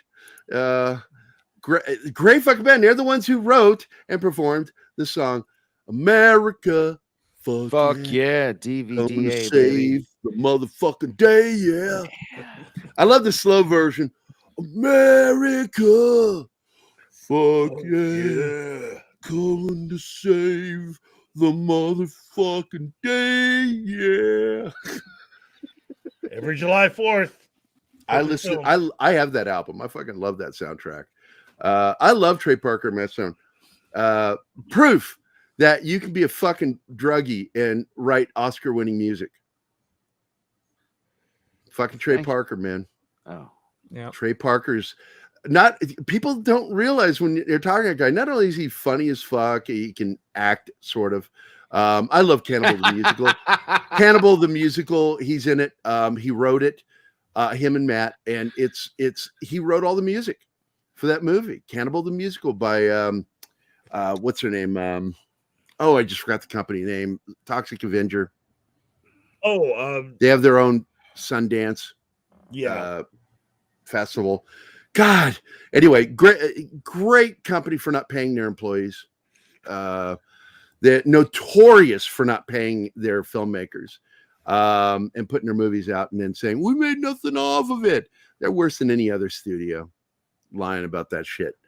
Men in Black, according to Sony, never made a dime. Huh. Think about that for a while, because there's no residual payments going out from Men in Black. They're saying that they never got into the black with the Men in Black. They stayed in the red with the Men in Black.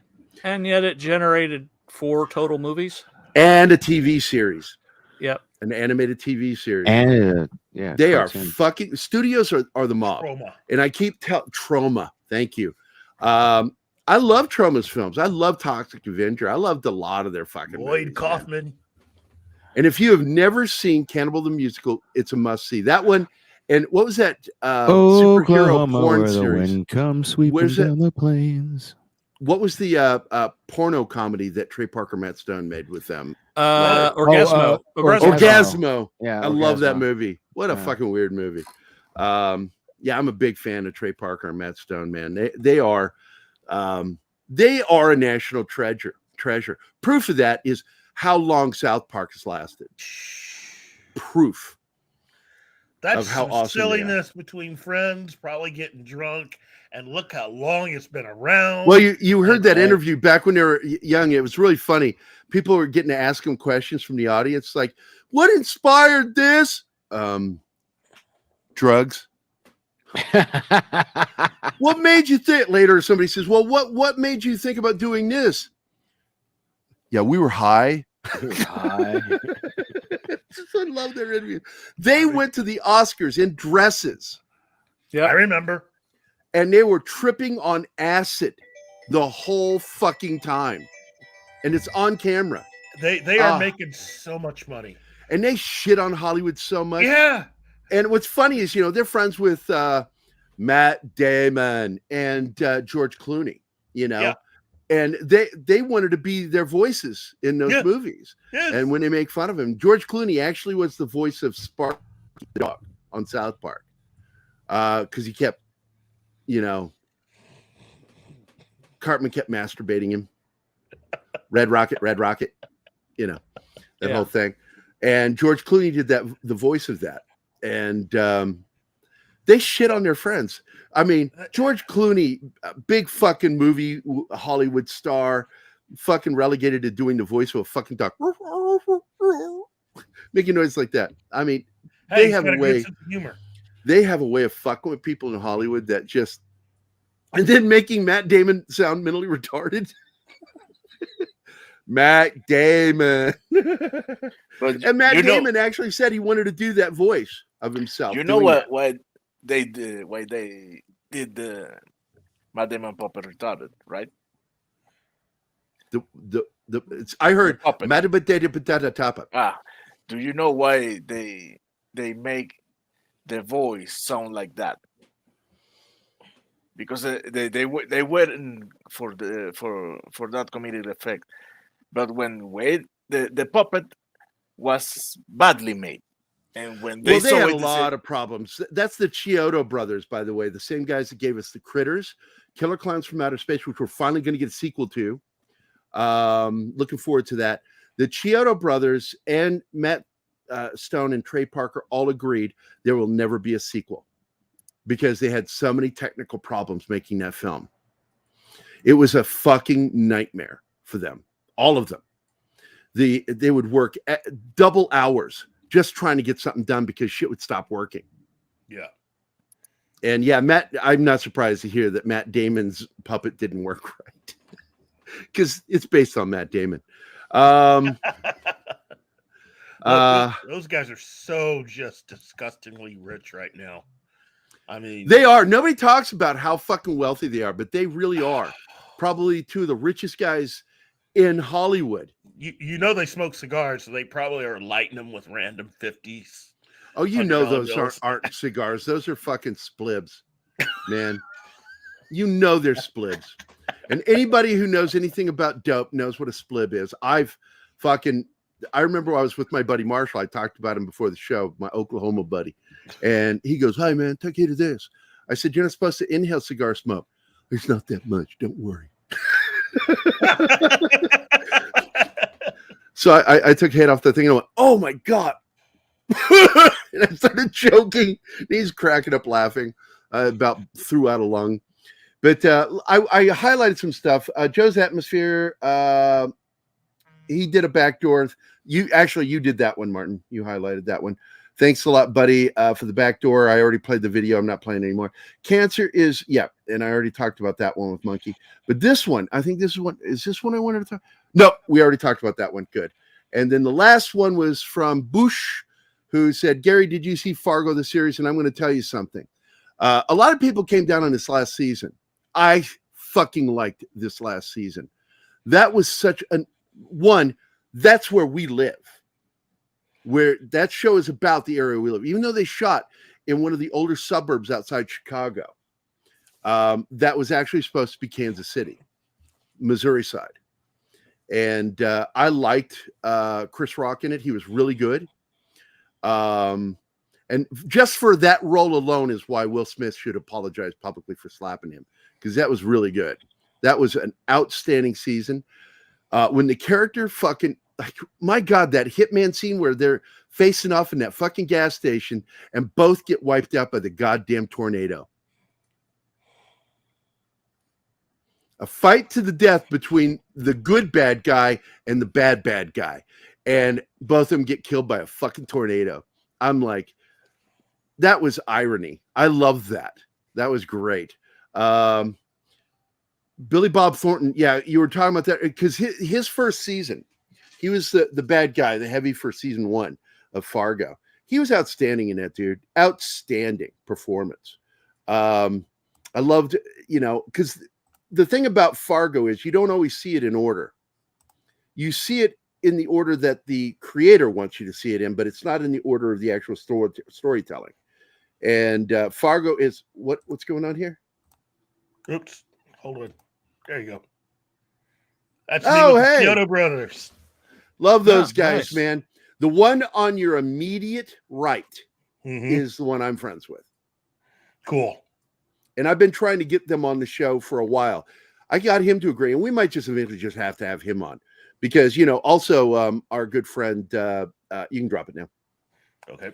Our good friend, I forget his name. Oh, shit. I called him a dick on the show. Special effects makeup artist, director. Tom. No. No. I'm having a brain fart. I'm having an absolute fucking aneurysm right now, live on camera. Fuck. What is his name? Sandy. Yeah. Sandy Caloro is on the show. Yeah. And yes, if you don't believe me, go find that episode. I called him a dick on the show. And he's like, wait, what? And then when I explained to him what a dick is, what a real dick is, what an actual dick is, he goes, oh, yeah, that's me.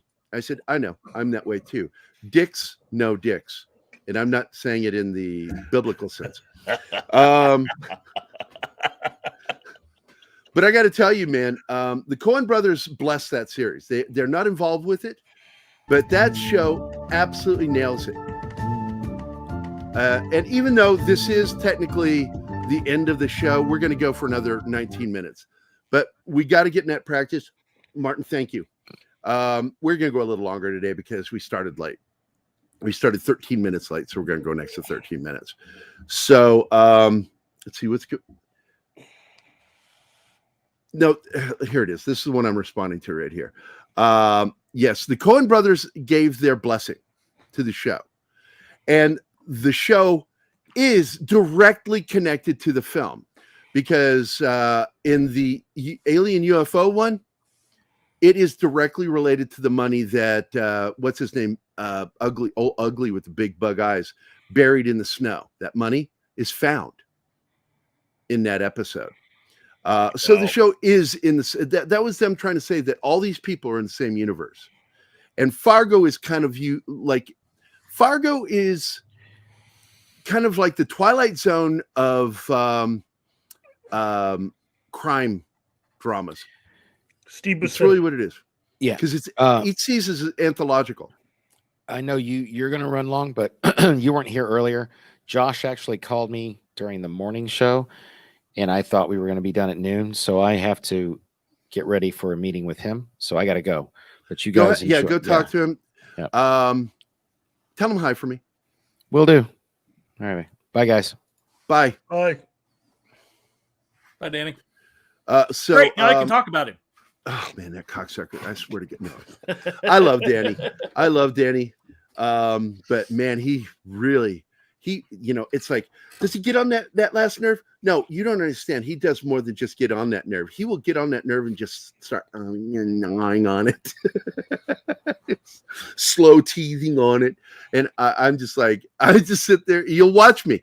Go back and watch those moments where he's on a long tirade and just look at me like this. I'm doing a John right now. I just sit there pretty much motionless for a while. I'm like, how long is he going to go on about this? It's like, but when he's straight and not high, really, that guy really does nail some good questions. And speaking of good questions, I miss Fat Steven Seagal not being here today. It's like really weird that he wasn't here. I didn't see any messages from him, but then I wasn't looking for any message. I was too busy trying to get things going. I missed it. What Mexican Iron Man said about what? Because I hear a lot of things Mexican Iron Man says. Yeah, Penny knows. Penny knows. Oh. Penny knows, Danny. And she watches my reactions to him. I know you see when I'm reacting to him. I'm just like, I'm parents know. I'm annoyed, but also amused at the same. I'm annoyed and amused at the same time. Because like I could absolutely just shut him down and kick him. I could do that. But I'm really curious, where the fuck is he going with this? And what I loved is when he was going somewhere and then he forgot where he was going and just ended the story. That happened today. I watched him do it and I went, well, okay. We just like moving on because his high state of mind, he forgot where the fuck he was going. And I've been there. I've been that high before where I'm like sitting there going like, did I put the peanut butter in the fridge or was I taking it out? I did. I wasn't on the right page for it, but I almost hit the Jeopardy theme when you did that. Yeah.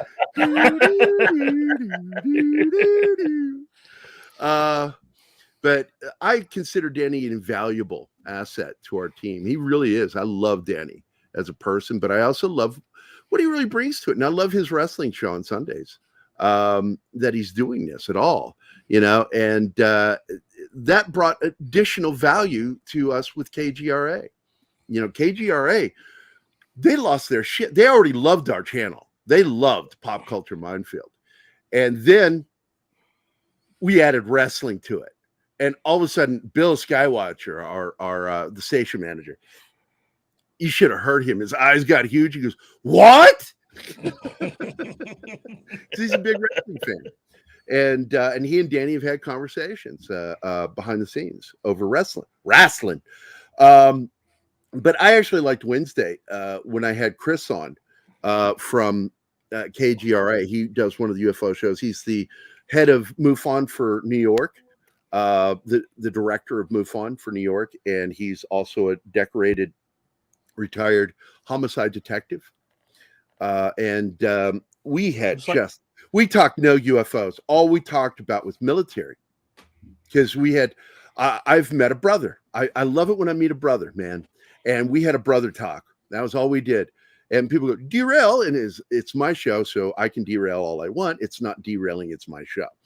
And poor Penny was like, I want UFOs. Next week, Penny, I promise, we will talk UFOs. It will happen. Had a whole stream of consciousness show. I'm going to be showing you some of the last interview with Major Marcel, the guy who was the officer in charge of the UFO cleanup at Roswell. And he came out and said, I'm the one who announced it to the world that we found a saucer. Then I was forced by command to retract that and tell a fake story. But I'm here to tell you now that was the fake story. The real story is what I said the first time. Cool. And you got to play stuff from Travis too. And what makes me mad is there's a lot more footage of that we've never seen because the interview was an hour long, and they truncated it down to just about, I think, 9 minutes of interview for In Search Of. And it was fifth season, season one of In Search Of with Leonard Nimoy. And if you can find a copy of it, I think they have it on YouTube. If not, they have it on other websites like Putlocker and F Movies.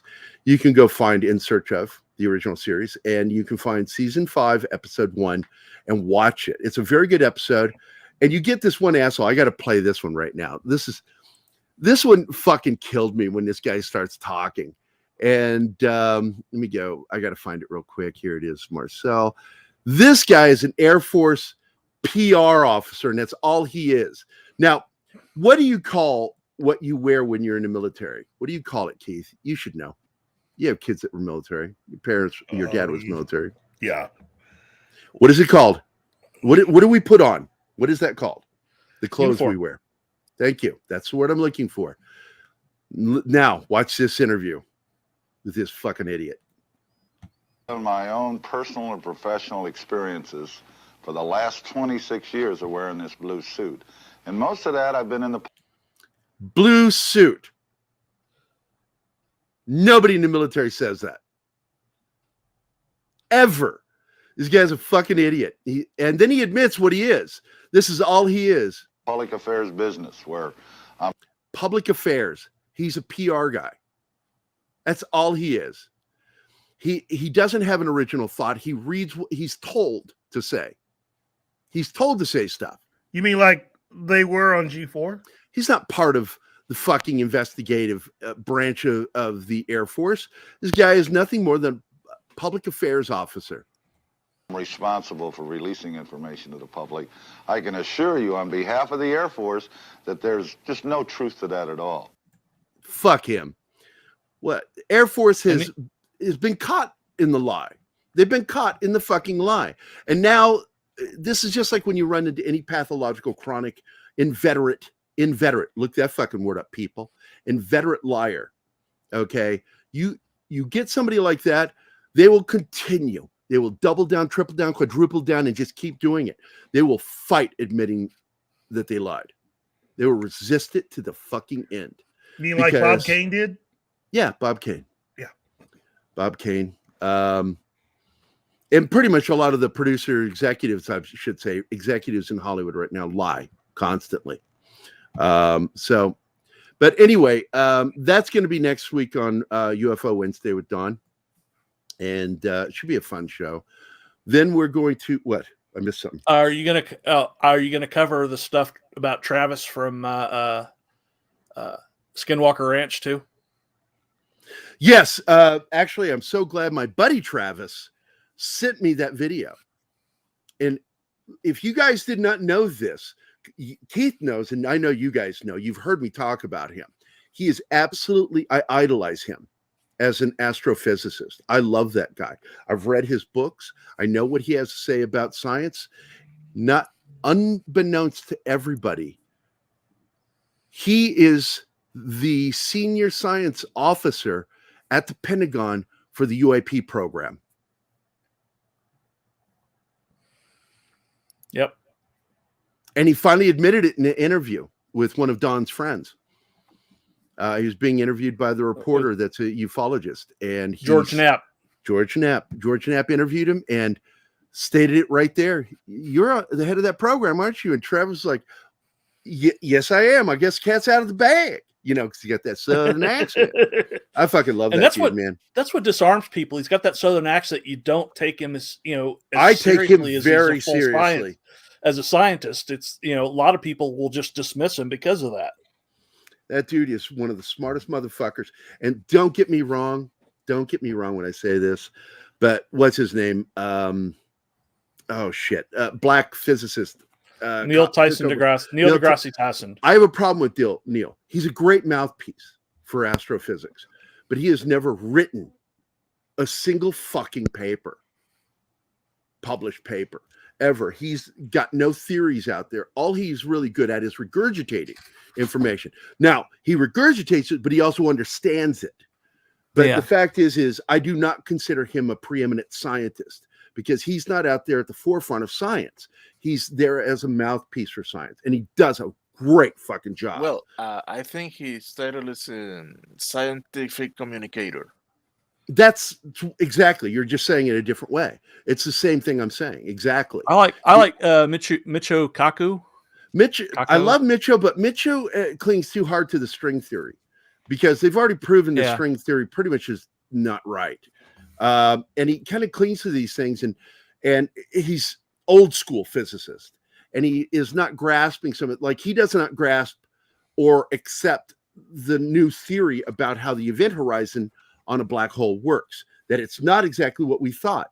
And it's the science they used in Star Trek, the new series, Brave New World. Strange New Worlds. Strange New World. They go into the event horizon to hide from that Gorn ship, even though that pissed me off that they brought the Gorn into it. The fact is that is the new theory on how the event horizon works on a black hole. And so some people are like, that's bad science. It's not bad science. That's the current thinking of how the black hole works. It's just new to you. Yeah, it's just new to you because you're not keeping up. I remember the first time first time my old science lessons were, I was told, keep up, Gary, keep up. If you want to be into science, you need to keep up with science. When it was explained to me that what we were taught in school, us guys, because we were all taught this, we're the same age group, we were all taught about centrifugal force. It's a misnomer. Centrifugal force isn't a real thing. It's just inertia. Because what's happening when you're tethered to that string and spinning, you're not, that string gets cut, you're not going to keep going in a circle. What's going to happen when it gets cut is you're going to go straight in one direction. That's inertia. That's not, centrifugal force is a misnomer. Centrifugal force, because when you're in a car and you're turning, because that was one of the first things we learned it as. When you're in a car and you're turning and you know, that's centrifugal force. Well, I'm being forced against the door though. Because my body wants to keep going that way. And that's the thing that science said, look, we got to stop talking about centrifugal force. It's just inertia. Inertia, and then you're captured. You're held to this thing. And it is a way of creating fake gravity.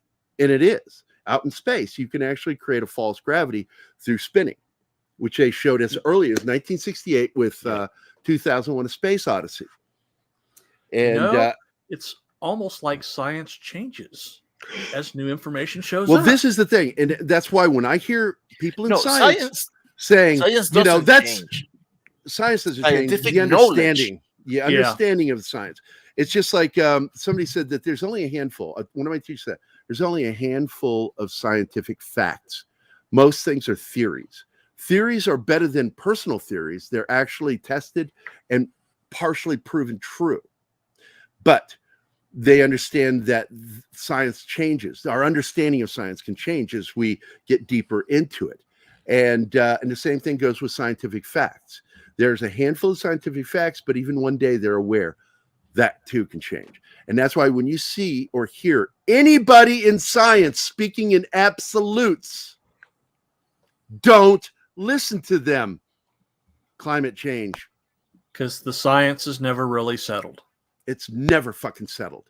And they absolutely silenced hundreds, if not thousands of fucking scientists with the whole climate thing. They were like being beaten down, browbeat, if they didn't fall into line. That's not how science works. That's how Galilei was treated by the Catholic Church. Oh, am I saying it's like a religion trying to keep somebody from doing real science? Yes, I am. These zealots out there that preach that shit don't know what they're talking about. Global warming is real. Of course it's fucking real. It's been going on since the end of the Ice Age. Yep. Are you fucking kidding me? We heat up. We cool down. Almost all of that is done by one thing up in the sky. The sun god. Soul. As you say in Hispanic, soul. But anyway, I'm not going to get into this. This is the end of the show. Gary rants. Cam comes here. Keith was one of the first people to hear me say this. I do a test on somebody before they're allowed to talk about climate with me. I said, what has 99% impact on climate? 99%. Those what is SUVs it? That the dinosaurs drove. One guy said volcanoes, and this was my expression. No. You should be slapped. That's right. You should be slapped. And if you don't know what that, I even said this to my own daughter. I said, if you don't know what that answer is, one, I'm ashamed because I taught you what it is. And you just weren't paying attention. It's called the sun. The sun has the greatest impact. It goes into heating up and cooling down periods. And we, scientists, once again, hubris in science, expected an ice age in the 20th century, and it never happened. But when it was supposed to happen, we got something else. We got El Nino. That had never happened before. What the fuck? And the sun taught science a lesson. Don't fucking try to predict me. I'm a woman. Yeah, I just said it. The sun's a woman. You can't predict it. It's all 4 seasons in a fucking day, baby. Crowded House, one of my favorite songs by Crowded House. Remember that song, don't you, Keith? Oh yeah, That's from their third album. All 4 seasons in one day. I love that song. Yeah. And I just said Wood this takes. to Anima that Neil, in my opinion, Neil Finn is one of the top 10 greatest singers in modern music. Absolutely an amazing voice. And if anybody could take what's his name's place with Fleetwood Mac, he's a good choice, but nobody is Lindsey Buckingham. Nobody. Yeah. Lindsey Buckingham is the only one of his kind.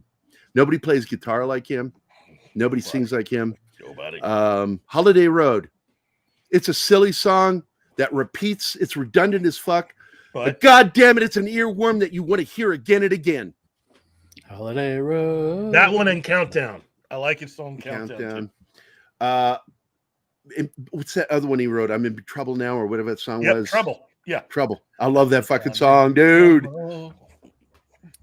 That is a great song. I love the guitar picking he does on that. He plays the guitar like a banjo on that. Yeah. It's really good. He's just one of those amazing guitarists. But I don't want to get into it. Once again, this is a rest in peace episode for 3 amazing artists.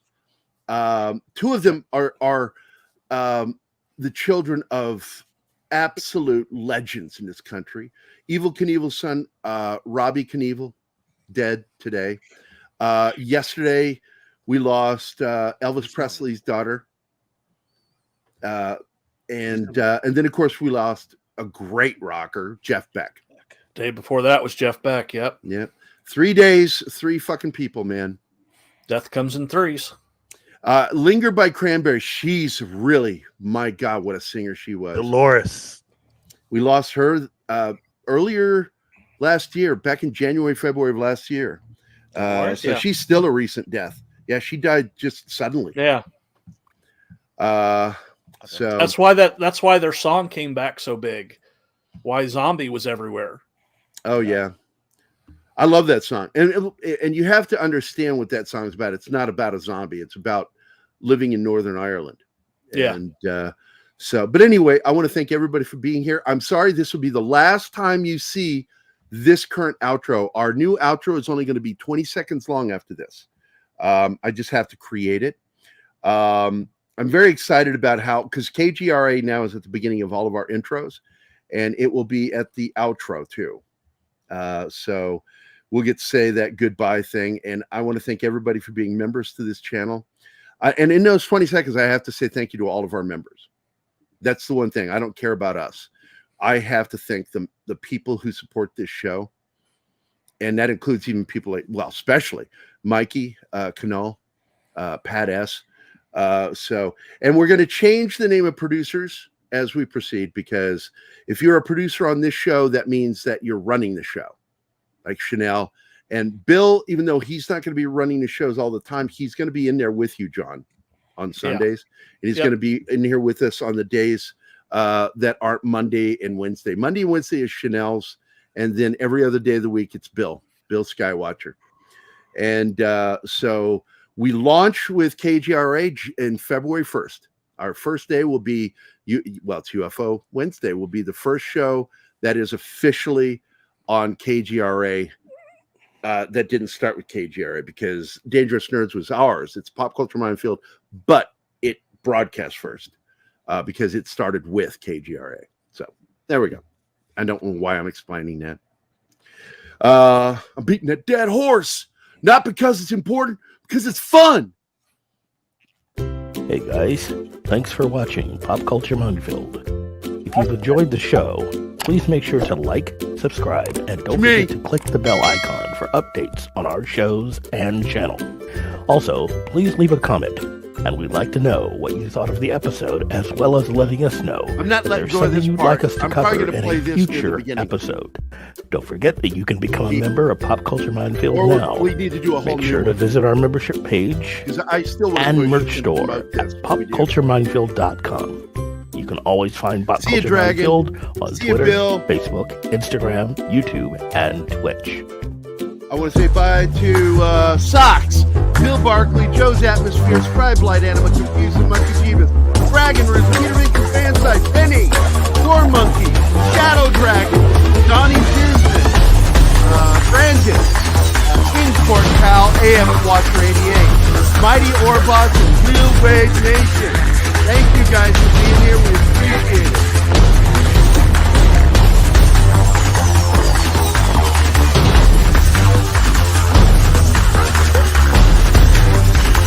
Cam, hi! Cam's Crash Course is here. That's all, folks. Y'all come back now.